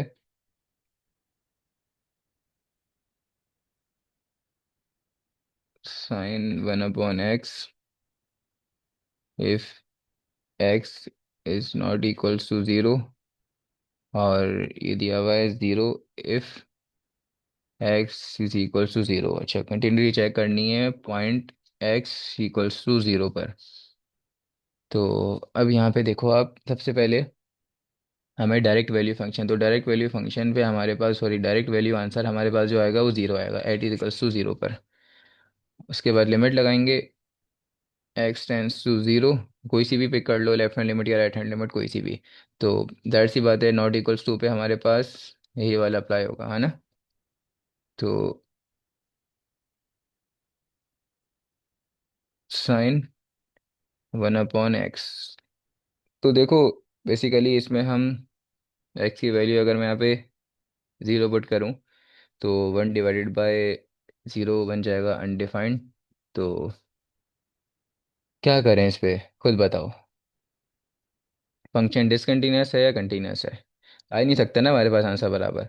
अगर देखो, अगर मैं यहाँ पे एक बात कह रहा हूँ कि साइन, यहाँ पे फंक्शन मतलब कि हमारे पास अनडिफाइंड बन रहा है, ये हो जाएगा वन अपॉन ज़ीरो और ये हो जाएगा इन्फिनिटी। तो अगर मैं साइन के अंदर एक इन्फिनिटी लिख रहा हूँ, इन्फिनिटी एक बहुत बड़ा नंबर, तो जाहिर सी बात है आपको ये बात पता है कि अगर एक बहुत बड़ा नंबर है तो साइन पे आप कोई सी भी वैल्यू अप्लाई कर दो, आपके पास आंसर हमेशा वन और माइनस वन से लेकर वन के दरमियान ही आता है। ठीक है। लेकिन मसला ये फंक्शन हमारा अनडिफाइंड बन चुका है और हमारे पास is equals to zero, f x is equals to zero ही आना चाहिए। F x is equals to zero नहीं आया तो इट मीन्स क्या, हमारे पास ये फंक्शन अनडिफाइंड। लेकिन अभी तो हमें बस यहाँ पे इस बात से बस हमें बात, ये बात पता है, इस वजह से हमें ये बात पता लग गई है कि बस हमारा जो भी आंसर आएगा वो लाई करेगा माइनस वन से वन के दरमियान। लेकिन हमें ये थोड़ी ना बात पता करनी थी, हमें बात पता करनी थी कि हमारे पास जो आंसर आ रहा है वो इस इक्वल्स टू ज़ीरो आए। तो इज इक्वल टू ज़ीरो नहीं आ रहा, हमारे पास फंक्शन बन रहा है अनडिफाइंड। तो हमारे पास at x is equals to zero पे आंसर हो जाएगा अनडिफाइंड। अच्छा, अब आप कहोगे कि हम इस तरह से नहीं कर सकते, जैसे कि हम कुछ मल्टीप्लाई डिवाइड करके, तो फॉर एग्जांपल अगर मैं इसका सेम यहाँ पर इस तरह से बना दूँ, सही है, इस तरह से बना दूँ, तो अपनी मर्ज़ी से थोड़ी ना कर सकते हैं, मल्टीप्लाई डिवाइड डिवाइड होता है आपस में। ठीक है। तो ये तो पूरा का पूरा बन जाएगा वन, लेकिन मसला ये आ जाएगा, यहाँ पे भी तो ये लिखा हुआ है वन अपॉन एक्स, तो इस वन अपॉन एक्स की जगह पे क्या आ जाएगा, जीरो, तो one upon zero is undefined. तो इसका मतलब है हमारे पास फंक्शन अनडिफाइंड ही आ रहा है। तो इट्स नॉट पॉसिबल।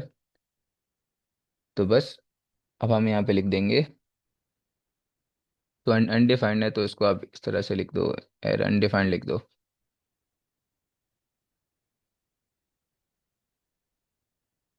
बस हमें ये बात पता लग गई है कि हम अगर इसको सॉल्व करेंगे तो हमारे पास जो भी आंसर आएगा वो हमारे पास माइनस वन से वन के दरमियान ही आएगा।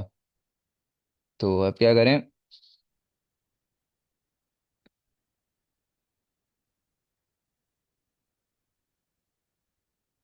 hence the function is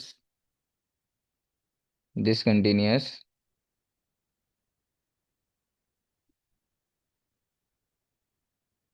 at x equals to zero. ठीक है, डिसकंटिन्यूअस है फंक्शन, ये भी डिसकंटिन्यूअस था इसके ऊपर वाला फंक्शन, और ये कंटिन्यूअस था। और जो हमने क्वेश्चन नंबर थ्री किया, सॉरी क्वेश्चन नंबर टू किया, वो भी डिसकंटिन्यूअस आया, और क्वेश्चन नंबर वन जो हमने किया वो हमारे पास कंटिन्यूअस आया। ठीक है। अब करते हैं हम नेक्स्ट क्वेश्चन। क्वेश्चन नंबर है हमारे पास अब नाइन। अब हम क्वेश्चन नंबर नाइन शुरू करते हैं। अच्छा, तो क्वेश्चन नंबर नाइन थोड़ा सा डिफरेंट है। तो क्वेश्चन नंबर नाइन किस तरह से डिफरेंट है अभी हम देखते हैं। सबसे पहले तो आपको मॉड ऑफ एक्स बताना चाहिए कि ओपन किस तरह से होता है, इसका केस क्या है। तो मैंने इसका केस आपको पहले भी लिखवाया है, और इस तरह से कुछ लिखवाया था मैंने आपको, जो बना था हमारे पास इस तरह से कुछ बना था, मैंने इसको ओपन करना आपको सिखाया था। ये बना था या शायद ये बना था, याद नहीं आ रहा, लेकिन इस तरह का मैंने आपको क्लोज इंटरवल और ओपन इंटरवल में करवाया है। तो आप बेहतर होगा कि वहाँ से इसको रिवाइज करो, आपको समझना पड़ेगा ये। अब देखो इसका जो केस होता है ना, वो केस ये होता है कि जब आपको पता है कि मॉड ओपन होता है तो एक दफ़ा प्लस आता है, एक दफ़ा माइनस आता है। तो जब प्लस आता है तो हम प्लस में कहते हैं कि हमारे पास जो एक्स है वो greater than N equals to zero है। फिर जब इसी एक्स को माइनस में लिखते हैं ना, तो हम इसको अब ये नहीं कहेंगे, वरना एक ही बात के दो दो मीनिंग कैसे हो सकते हैं, फिर हम कहेंगे कि अब हमारे पास x is less than zero हो गया। प्लस वाले में हमेशा क्या आता है, greater than in equal to zero. और लेस देन वाले में क्या आएगा, मतलब लेस देन ही, मतलब जिसमें मैं क्या लगाऊंगा, माइनस लगाऊंगा, तो उसमें आएगा x is less than zero. समझ गए? इस तरह से ओपन होता है। अब मुझे ओपन करना पड़ेगा इसको इसी तरह से। अभी तो खैर ये सिर्फ मॉड ऑफ एक्स को ओपन किया है ना मैंने, अब इसको ओपन करना पड़ेगा पूरे को। तो अगर मैं इसको ओपन करूँ तो ये कैसे ओपन होगा? बिल्कुल वैसे ही ओपन होगा, कोई इसमें टेंशन लेने वाली किसी को बात नहीं है, आसान सा क्वेश्चन है। तो इसको ओपन करूँगा, ठीक है। तो एक्स, पहले तो इस मॉड की जगह पे पहले क्या आएगा? प्लस आएगा। तो प्लस एक्स लिख दिया।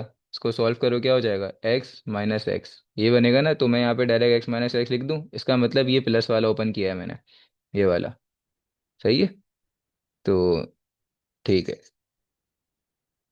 तो इसमें हमारे पास क्या कंडीशन बनी? इसमें हमारे पास यही कंडीशन बनी अभी मैंने आपको बताई है। जब प्लस वाला अप्लाई करते हैं तो x is greater than N equals to zero.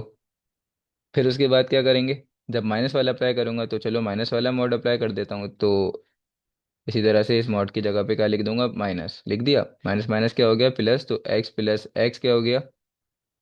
ये हो गया 2x। तो यहाँ पे मैं 2x लिख दूँ। ये कौन सा ओपन किया है मैंने? प्लस वाला ओपन किया है। ठीक है भाई, 2x लिख दिया। तो यहाँ पे क्या कंडीशन बनेगी? जब माइनस वाला ओपन किया है तो x is less than zero. सही है, यहाँ तक सबको समझ में आ गया? अब डिस्कस करनी है continuity at x x is equals to one पर। सही है ना? तो अब हम आते हैं अपने मेन क्वेश्चन पर। तो सबसे पहले जो हमें फंक्शन दिया गया है वो था x minus mod of x, ठीक है। तो डायरेक्ट वैल्यू आंसर तो हम x is equals to one पर निकाल लेंगे, जो आ जाएगी मेरे पास इज ज़ीरो। ठीक है, ये मैंने डायरेक्ट निकाल ली। अब क्या करना है मुझे? अब मुझे लिमिट अप्लाई करनी है। अब बताओ, लेफ्ट हैंड लिमिट अप्लाई करूँ, राइट हैंड लिमिट अप्लाई करूँ? तो चलो दोनों अप्लाई कर देते हैं, कोई मसला नहीं है। Limit x tends to one का पॉजिटिव, ठीक है। तो वन का पॉजिटिव वाला पिक कर लेता हूँ। तो बताओ वन का पॉजिटिव वाला कहाँ पे लाई करेगा? वन का पॉजिटिव वाला इस वाले पे लाई करेगा ना, कि एक्स की वैल्यू जब ग्रेटर देन क्या होगी? ग्रेटर देन जीरो होगी। तो जाहिर सी बात है यहीं यहीं कहीं लाई कर रहा होगा। इसका मतलब क्या हुआ? एक्स से बड़े वाले सारे के सारे इस वैल्यू पे लाई कर रहे हैं। तो एक्स माइनस एक्स ये वाला लगाऊंगा, ठीक है। मतलब वन से थोड़ा सा बड़ा। तो खैर अब करते हैं लिमिट एक्स टेंस टू। अच्छा, अब तो डायरेक्ट लिमिट अप्लाई कर देते ना। हमें पता लग गया ना फंक्शन अनडिफाइंड नहीं है, तो डायरेक्ट इसको कर देते हैं apply. One minus one is zero, ये आ गया। अब सवाल आया हमारा limit x tends to negative पे, ठीक है। मतलब नेगेटिव नहीं, सॉरी, ये लेफ्ट हैंड लिमिट पे। तो लेफ्ट हैंड लिमिट पे कौन सा लगेगा? ये वाला लगेगा। इस पॉइंट का मतलब क्या है ये बताओ? इस पॉइंट का मतलब क्या है? इस पॉइंट का मतलब है कि ज़ीरो यहाँ पे बड़ा है, और ज़ीरो से छोटे वाले सारे के सारे नंबर इंक्लूड हैं। यही है ना, जीरो से छोटे वाले सारे के सारे नंबर इंक्लूड है। तो जीरो से छोटा क्या होता है? जीरो से छोटा तो माइनस में वैल्यू चली आएगी हमारे पास, minus one minus two minus three. और ज़्यादा करीब चले जाओ तो बस माइनस में ही आएगा ना आंसर। जो भी जीरो से छोटा जो भी आंसर होता है वो माइनस में आता है हमेशा। हाँ, यही बात है ना जो मैं बता रहा हूँ, बिल्कुल ठीक है। तो इसका मतलब इस पे लाए, ये लेफ्ट हैंड लिमिट इस पे भी लाई नहीं कर रही, लेफ्ट हैंड लिमिट इस पे ही लाई कर रही है। जीरो से क्या जाना है? थोड़ा सा बड़ा। तो जीरो से बड़ा हो, जितना भी बड़ा हो, तो माइनस, अगर वन से जो थोड़ा सा छोटा हो तो वन से थोड़ा छोटा, 0.9999999 यही होगा ना। तो 0.999 यहीं पे लाई कर रहा होगा ना इस फंक्शन पे। इसका मतलब क्या है? वन से थोड़ा सा छोटा। तो इस पे भी हमारा लेफ्ट हैंड लिमिट पे भी यही फंक्शन लग रहा है जो था एक्स माइनस एक्स, ठीक है। तो डायरेक्ट लिमिट अप्लाई कर दो, one minus one is zero. तो तीनों के आंसर डायरेक्ट वैल्यू फंक्शन के, सॉरी डायरेक्ट वैल्यू आंसर और left hand limit right hand limit बराबर आ रहे हैं। तो हम क्या कह देंगे? Hence our function is continuous at x is equals to one. तो पहले हम इस तरह से लिख दें, क्या था, किस पे लगाया था? वन पे। और लेफ्ट हैंड लिमिट और राइट हैंड लिमिट। तो हेंस,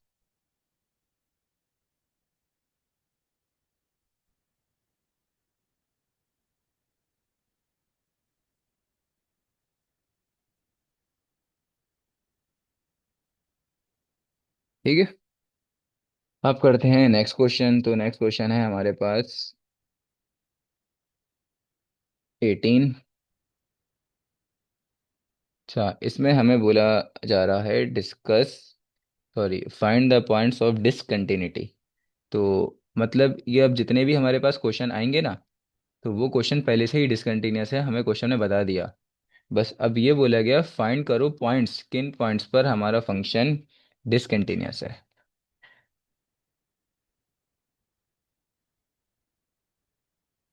ठीक है, of the given function.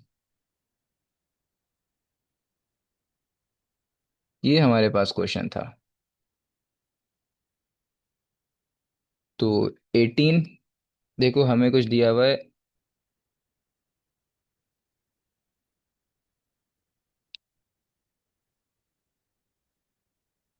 x+4 if -6 -2, x (x) -4 if -2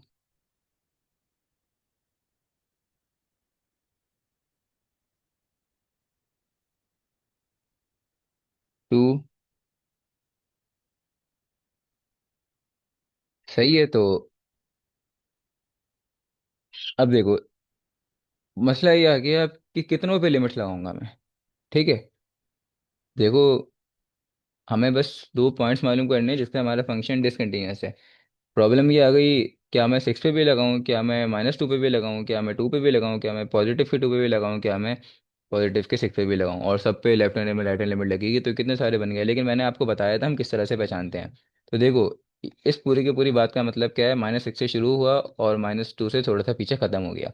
तो देखो मैं एक नंबर लाइन ड्रॉ कर देता हूँ, -6 से शुरू करी मैंने नंबर लाइन वो, और ख़त्म कर दी कहाँ पे, ये नंबर लाइन मैंने ख़त्म कर दी -2 पे।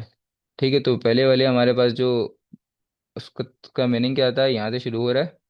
अच्छा, इस पे कलर कर देते हैं। यहाँ से शुरू हो रहा है और यहाँ पे ख़त्म हो गया। ठीक है, अगली अगली वन पॉइंट का मतलब क्या है, -2 से शुरू हुआ और ख़त्म कहाँ पे हुआ, 2 पर ख़त्म हुआ, तो 2 पर ख़त्म कर दिया मैंने बिल्कुल।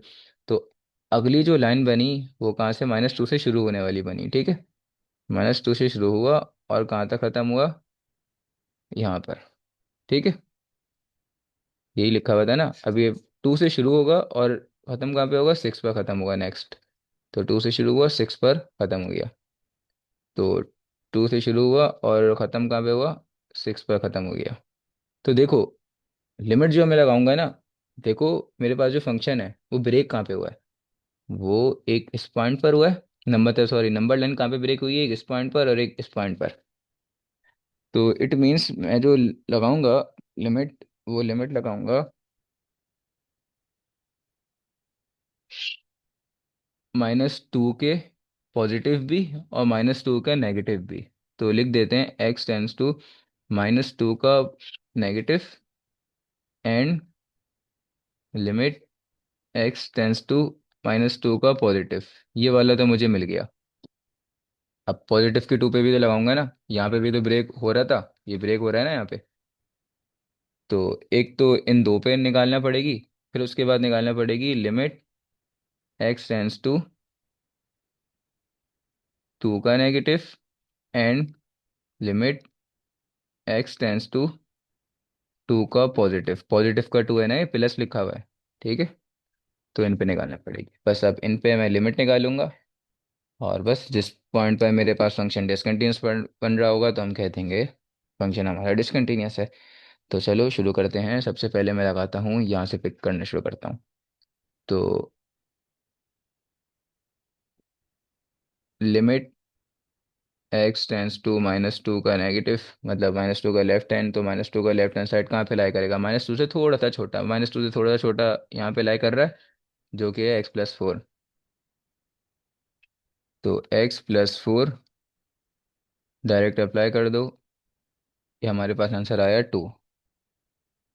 अब करेंगे -2 का right hand side, right hand limit इसकी, -2 का पॉजिटिव। तो या -2 से थोड़ा सा बड़ा, -2 से थोड़ा सा बड़ा यहाँ पे लाई करेगा नहीं करेगा, इस वाले पे बिल्कुल नहीं लाई करेगा, तो यहाँ पे है x। ठीक है, तो यहाँ पे था ओनली x, डायरेक्ट अप्लाई कर दो, ये आ गया -2 अप्लाइंग लिमिट, तो आंसर आ गया -2 इसका। देखो इस पे बराबर आया नहीं आया, left hand limit right hand limit का आंसर बराबर नहीं आया इस पर। तो जाहिर सी बात है हमारे पास इस पॉइंट पे फंक्शन डिसकंटिन्यूस है। किस पर? -2 पर। अब पॉजिटिव के 2 पे भी तो चेक करेंगे, ये भी तो चेक करना था। तो ये भी बिल्कुल चेक करते हैं। लिमिट x टेंस टू, अच्छा, इसका मतलब है पॉजिटिव के 2 से थोड़ा सा छोटा। तो 2 से थोड़ा सा छोटा कहाँ पे लाई कर रहा है? यहाँ पे लाई कर रहा है। ठीक है। और यहाँ पे कौन सा लाई कर रहा है? 2 से बड़ा। तो 2 से छोटा ये x पर ही आ रहा है। तो x अप्लाई हुआ यहाँ पर। डायरेक्ट आंसर लगा दो 2। Limit x tends to, minus का, अच्छा सॉरी माइनस क्यों लिख दिया, पॉजिटिव का 2 का पॉजिटिव। अच्छा इसका मतलब प्लस के 2 का राइट हैंड साइड, तो राइट हैंड थोड़ा सा मतलब आगे, प्लस के 2 थोड़ा सा आगे। तो यहाँ पे लाई कर रहा है। ठीक है, x-4 पे। तो x-4 पे कर दिया। 2 - 4 इस -2। तो देखो ना ही तो इन दोनों के आंसर बराबर आ रहे हैं, तो ये दोनों के भी बराबर नहीं आ रहे, इन दोनों के बराबर नहीं आ रहे, तो लिमिट एग्जिस्ट ही नहीं कर रही ना, माइना -2 पे लिमिट एग्जिस्ट कर रही है, ना पॉजिटिव की 2 पे लिमिट एग्जिस्ट कर रही है। तो इट मीन्स हमें जो पॉइंट्स थे डिसकंटिन्यूटी वाले वो मिल गए। वो कौन से पॉइंट मिले हमें? लिख देते हैं, the points of discontinuity continuity of f r x = -2, 2। ये दो पॉइंट थे, इन दो पॉइंट पे डिसकंटिन्यूस है हमारा फंक्शन। ठीक है। Next,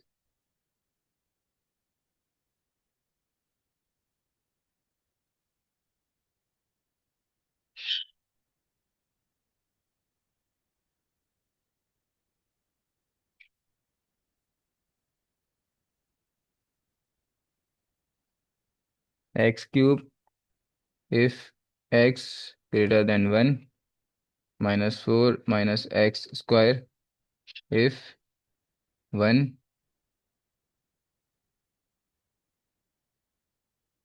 6x² +46 if x > 10। तो सबसे पहले तो लिमिट किस पे लगानी है ये पहचानना है, तो अभी पहचान लेते हैं, देख लो भाई। इस बात का क्या मतलब है, नंबर लाइन पे इसको अगर मैं ड्रॉ करूँ तो नंबर लाइन पे कुछ इस तरह से ड्रॉ होगा, 1। अच्छा इस बात का मतलब है 1 यहाँ पे बड़ा है और 1 से छोटे वाले सबके सब नंबर्स, तो 1 से छोटे वाले सबके सब नंबर्स यहाँ पे आ रहे होंगे। ठीक है। इसका मतलब क्या है, 1 से शुरू हुआ 10 पे ख़त्म, दोनों इंक्लूडेड हैं। तो 1 से शुरू हुआ और यहाँ पे मैंने 10 पे ख़त्म कर दिया, तो 10 पे हो गया ख़त्म, दोनों इंक्लूड हैं। तो पहला जो मुझे ब्रेकिंग मिल गया पॉइंट, तो वो मिल गया 1। तो ठीक है, यहाँ पे ब्रेक हो रहा था तो ये मुझे मिल गया 1, तो मैंने लिख दिया 1। उसके बाद यहाँ पे क्या कह रहे हैं, एक्स जो है वो 10 से बड़ा है, तो इसका मतलब 10 से बड़े वाले सारे के सारे नंबर यहाँ पे लाई कर होंगे। तो दूसरी दफ़ा जो ब्रेक हुआ वो हुआ 10 पर। तो इसका मतलब लिमिट x टेंस टू 1 का positive and limit x tends to 1 का, मतलब 1 का लेफ्ट हैंड साइड भी लगाएंगे। ये लगाएंगे और उसके बाद एक और सर्च करना है हमें, वो सर्च करना है x टेंस टू 10 का राइट हैंड साइड और लिमिट x टेंस टू 10 का लेफ्ट हैंड साइड। सही है। तो करते हैं, चलो अब शुरू हम।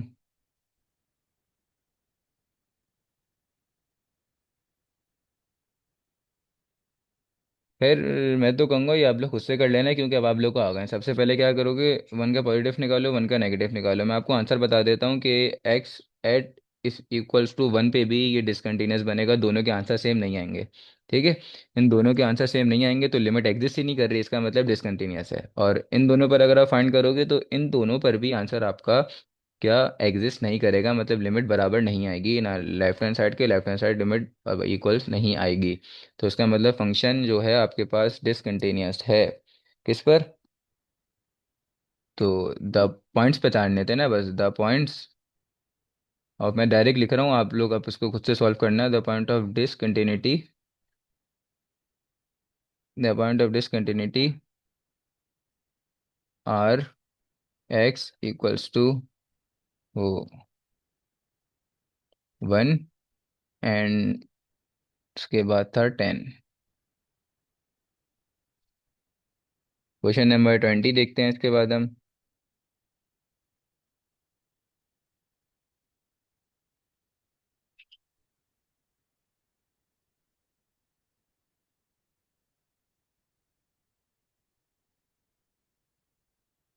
x+2 if 0, x+5 if 1।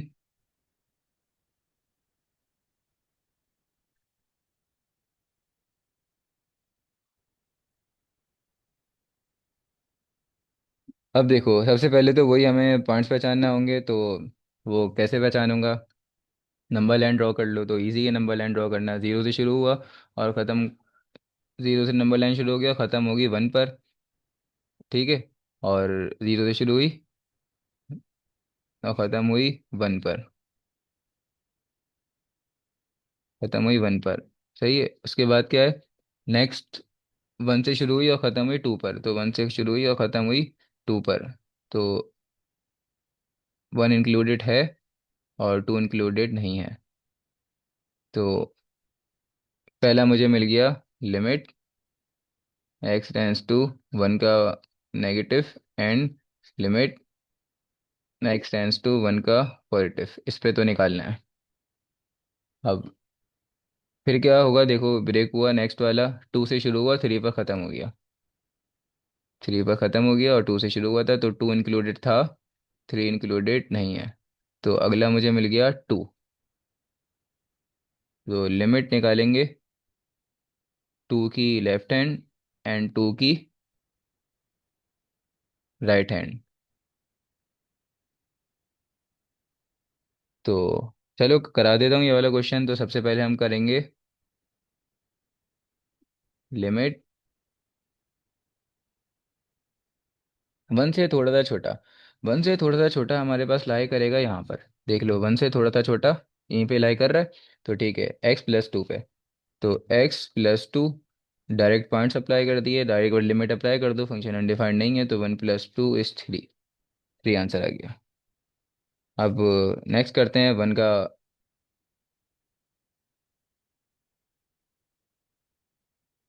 1 से थोड़ा सा आगे, 1 से थोड़ा सा आगे कहाँ पे लाई कर रहा है? देख लो दोबारा से, 1 से थोड़ा सा आगे यहाँ पे लाई कर रहा है, जो कि है x। तो x,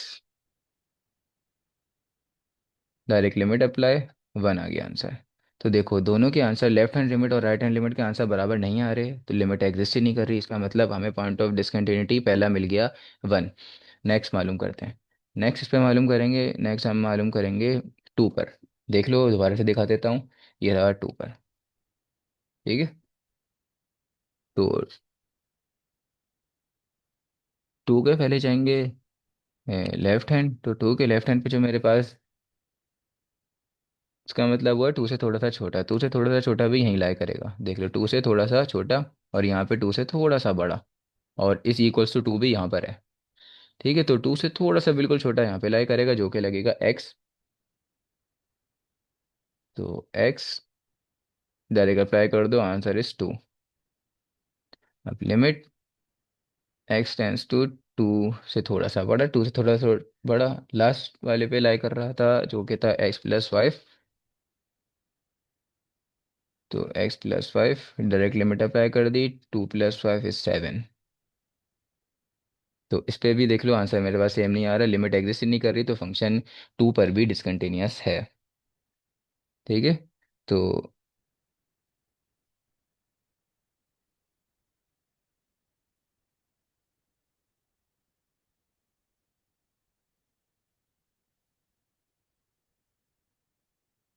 the point of discontinuity are x is equals to, पहले किस पर आई थी?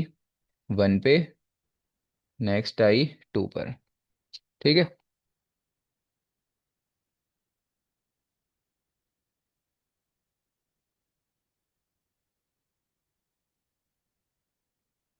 क्वेश्चन है हमारा next, find the interval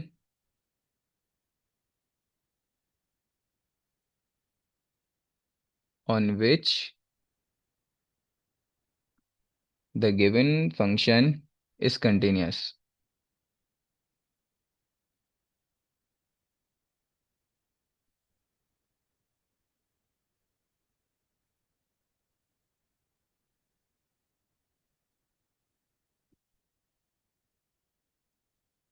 also find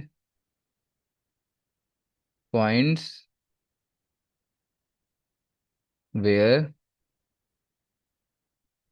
it is discontinuous.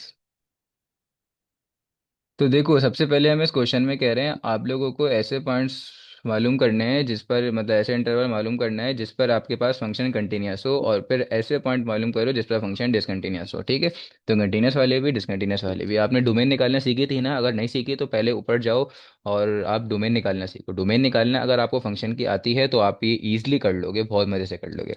तो सबसे पहले देखो, हमारे पास जो क्वेश्चन नंबर 1 दिया हुआ है वो दिया हुआ है, question number, sorry, 22। X square minus 5 x minus 1।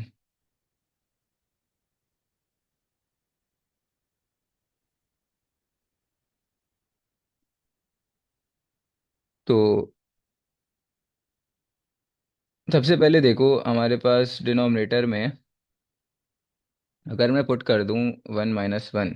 अच्छा, मैंने आपको एक ट्रिक भी बताई थी, मैंने बोला था x - 1 को बराबर ले लो जीरो जीरो के, इसको जीरो के बराबर ले लो। और खैर, ट्रिक बताई थी, आप अगर देखना चाहो तो ऊपर देख सकते हो। तो इसका आंसर आ गया मेरे पास 1। अब आपको ये 1 तो आंसर मिल गया, अब आपको खुद पहचानना है कि 1 पे ही ये आंसर एप्लीकेबल हो रहा है या 1 के अलावा सब पे एप्लीकेबल हो रहा है, ये आपको खुद पहचानना है। तो अगर मैं यहाँ पे पुट कर दूँ 1 - 1, तो इसका मतलब ये बन जाएगा 0। ठीक है, तो जब डिवाइड में मेरे पास 0 आ गया तो इट मीन्स क्या? इट मीन्स कि ये अनडिफाइन हो जाएगा। तो इसका मतलब मुझे पॉइंट ऑफ डिसकंटिन्यूटी तो मिल गया, इस पॉइंट पर फंक्शन हमारा कंटिन्यूस नहीं होगा, डिसकंटिन्यूस होगा जब मैं 0 पुट करूँगा। और अब न्यूमरेटर वाला देख लेते हैं।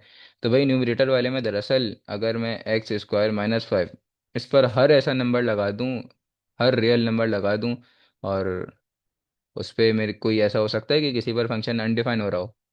नामुमकिन है, बन ही नहीं सकता। तो इट मीन्स कि मेरे पास न्यूमरेटर वाला तो हर रियल नंबर पर एप्लीकेबल होगा, लेकिन डिनोमिनेटर वाला मेरे पास 1 पर एप्लीकेबल नहीं होगा।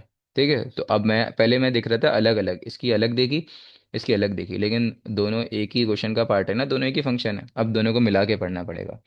तो खैर, आपको समझ में तो आ गया होगा किस पर नहीं लग रही, किस पर नहीं लग रही, लेकिन मैं इसकी थोड़ी सी वजाहत भी दे देता हूँ आप लोगों को। तो द फंक्शन,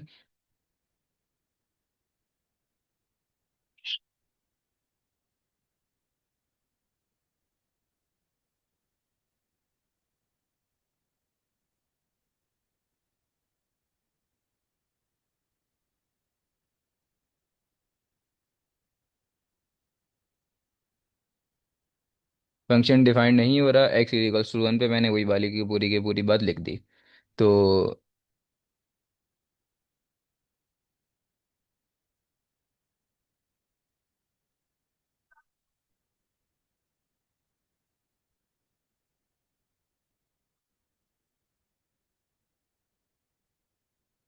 तो इसका मतलब फंक्शन हमारा डिसकंटिन्यूस होगा at x is equals to 1 पर। ठीक है, तो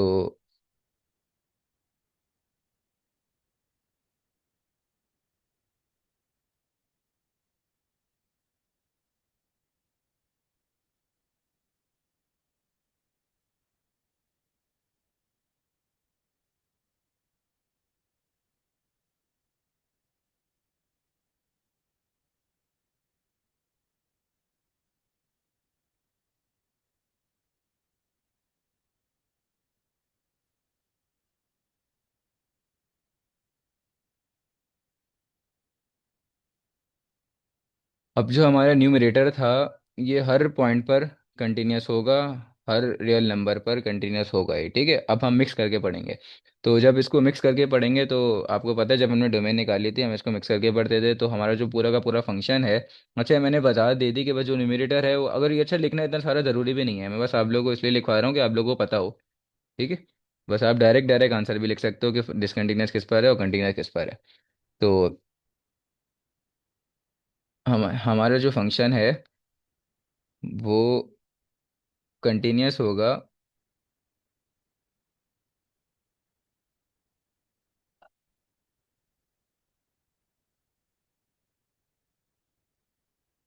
हर पॉइंट पर।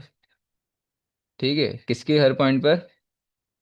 आर, हर रियल नंबर, लेकिन उसमें से मुझे वन को हटाना पड़ेगा। ठीक है, वन, इसका इसका मतलब क्या होता है, वन के अलावा सारे के सारे रियल नंबर पर मेरा जो फंक्शन है वो क्या होगा, कंटिन्यूस होगा। ठीक है, इसको हम इस तरह से भी लिखते हैं। ठीक है, इसको इस तरह से भी हम लिख सकते हैं, लेकिन खैर अब माइनस करके लिख लो, ये भी ठीक है। अब नेक्स्ट आते हैं, जो कि था मेरे पास 23।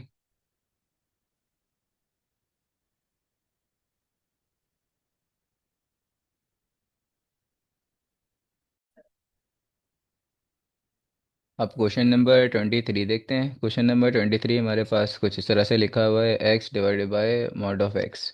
तो देखो, नॉर्मल सी बात है, आप देख के ऐसे ही पहचान सकते हो कि x is equal to zero पे हमारा जो फंक्शन है वो अनडिफाइन हो रहा है। अगर हम एक्स की जगह पे डिवाइड में नीचे जीरो पुट करते हैं तो हमारे पास फंक्शन अनडिफाइन हो जाएगा। सो मैंने लिख दिया, it is discontinuous at x is equal to zero. तो हमारा फंक्शन कंटिन्यूअस होगा हर पॉइंट पर। ठीक है, हर पॉइंट पर किसके, इसके। तो रियल नंबर सारे के सारे, जीरो के अलावा। ठीक है, सबको डोमेन निकालनी आनी चाहिए। अगर डोमेन निकालने आती है तो आप बहुत मज़े से वाले सवाल क्वेश्चन, मतलब इस कौन क्वेश्चंस को सॉल्व कर पाओगे। तो अब क्या है हमारे पास, देखो नेक्स्ट क्वेश्चन है 24। तो साइन एक्स अपॉन एक्स, तो जाहिर सी बात है, अगर आप यहाँ पे एक्स की जगह पे जीरो पुट करो तो आपके पास क्या हो जाएगा, डिसकंटिन्यूस हो जाएगा। तो मैंने वही लिख दिया है कि x is equal to zero पे फंक्शन डिसकंटिन्यूस है। तो हमारा फंक्शन है हर पॉइंट पर, मतलब कि कंटिन्यूस होगा, इसके हर पॉइंट पे कंटिन्यूस होगा। नेक्स्ट करते हैं 10x। ठीक है, तो देखो 10x की जब मैंने आपको समझा रहा था डोमेन निकालना, तो मैंने बोला था टीचर आपको अक्सर ये याद करवाता है, ये थी। ठीक है, और मैंने समझाई भी थी। तो 10x को मैंने चेंज कर दिया साइन अपन कॉस में, तो साइन अपन कॉस में बिल्कुल कन्वर्ट कर दिया। अब देखो डिवाइड में नीचे आ रहा है, क्या आ रहा है, ये आ रहा है कॉस एक्स आ रहा है। अब कॉस एक्स किस पे हमारे पास वो होता है, जीरो होता है, क्योंकि अगर यहाँ पे जीरो आ गया तो इट मीन्स हमारे पास की बहुत बड़ा मसला हो जाएगा। तो अगर आप कॉस 90 लगाते हो, कॉस 90, ठीक है, कॉस 90 को सॉल्व करो, कॉस 90 आपके पास होता है जीरो।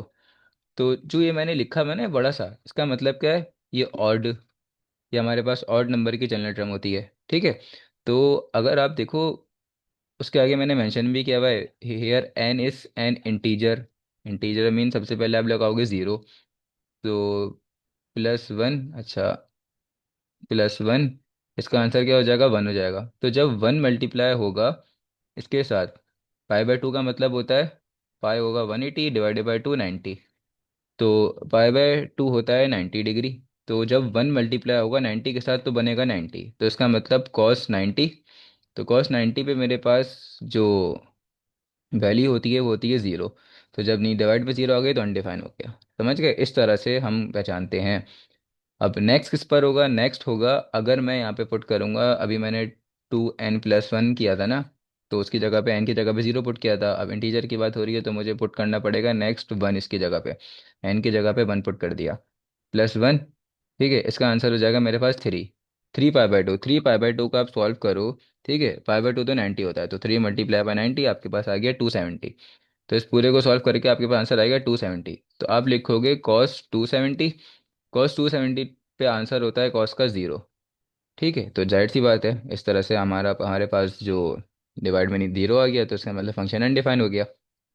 सही है, आप डायरेक्ट डायरेक्ट टेन की भी याद कर सकते हो, टेन की भी यही होती है। ठीक है, और किस तरह से हुई मैंने आपको बना के अभी दिखाई है कि साइन अपॉन कॉस में चेंज हो गया, फिर कॉस की इन इन वैल्यूज़ पे हमारे पास कॉस का आंसर ज़ीरो होता है। तो बस इस तरह से ये चलती रहेगी, चलती रहेगी, चलती रहेगी। ठीक है, तो यही लिखा हुआ है कि फंक्शन हमारे पास डिफाइन नहीं है, किस पर डिफाइंड नहीं है, इस पूरे के पूरे पे एक्स की वैल्यू पे डिफाइंड नहीं है, और एन हैगा इंटीजर। तो दस F x is discontinuous eight, discontinuous हो रहा है किस पर हो रहा है, इस पूरे पर डिसकंटिन्यूस हो रहा है, एक्स के इस पॉइंट पर फंक्शन डिसकंटिन्यूस हो रहा है। तो मैंने वो डिसकंटिन्यूटी वाला पॉइंट भी लिख दिया। अब उसके बाद our function is continuous at every point, हमारा फंक्शन कंटिन्यूस होगा हर पॉइंट पर इनके। ठीक है, इसका मतलब हर रियल नंबर माइनस इनके अलावा। ठीक है, माइनस का मतलब क्या होता है, इनके अलावा। तो हर रियल नंबर पर होगा इसके अलावा। तो यहाँ पे हमारा लिमिट का चैप्टर ख़त्म हो गया। अब हम नेक्स्ट करेंगे डेरिवेटिव। सही है, तो यहाँ तक लिमिट्स हमारी कंप्लीट हुई टोटली।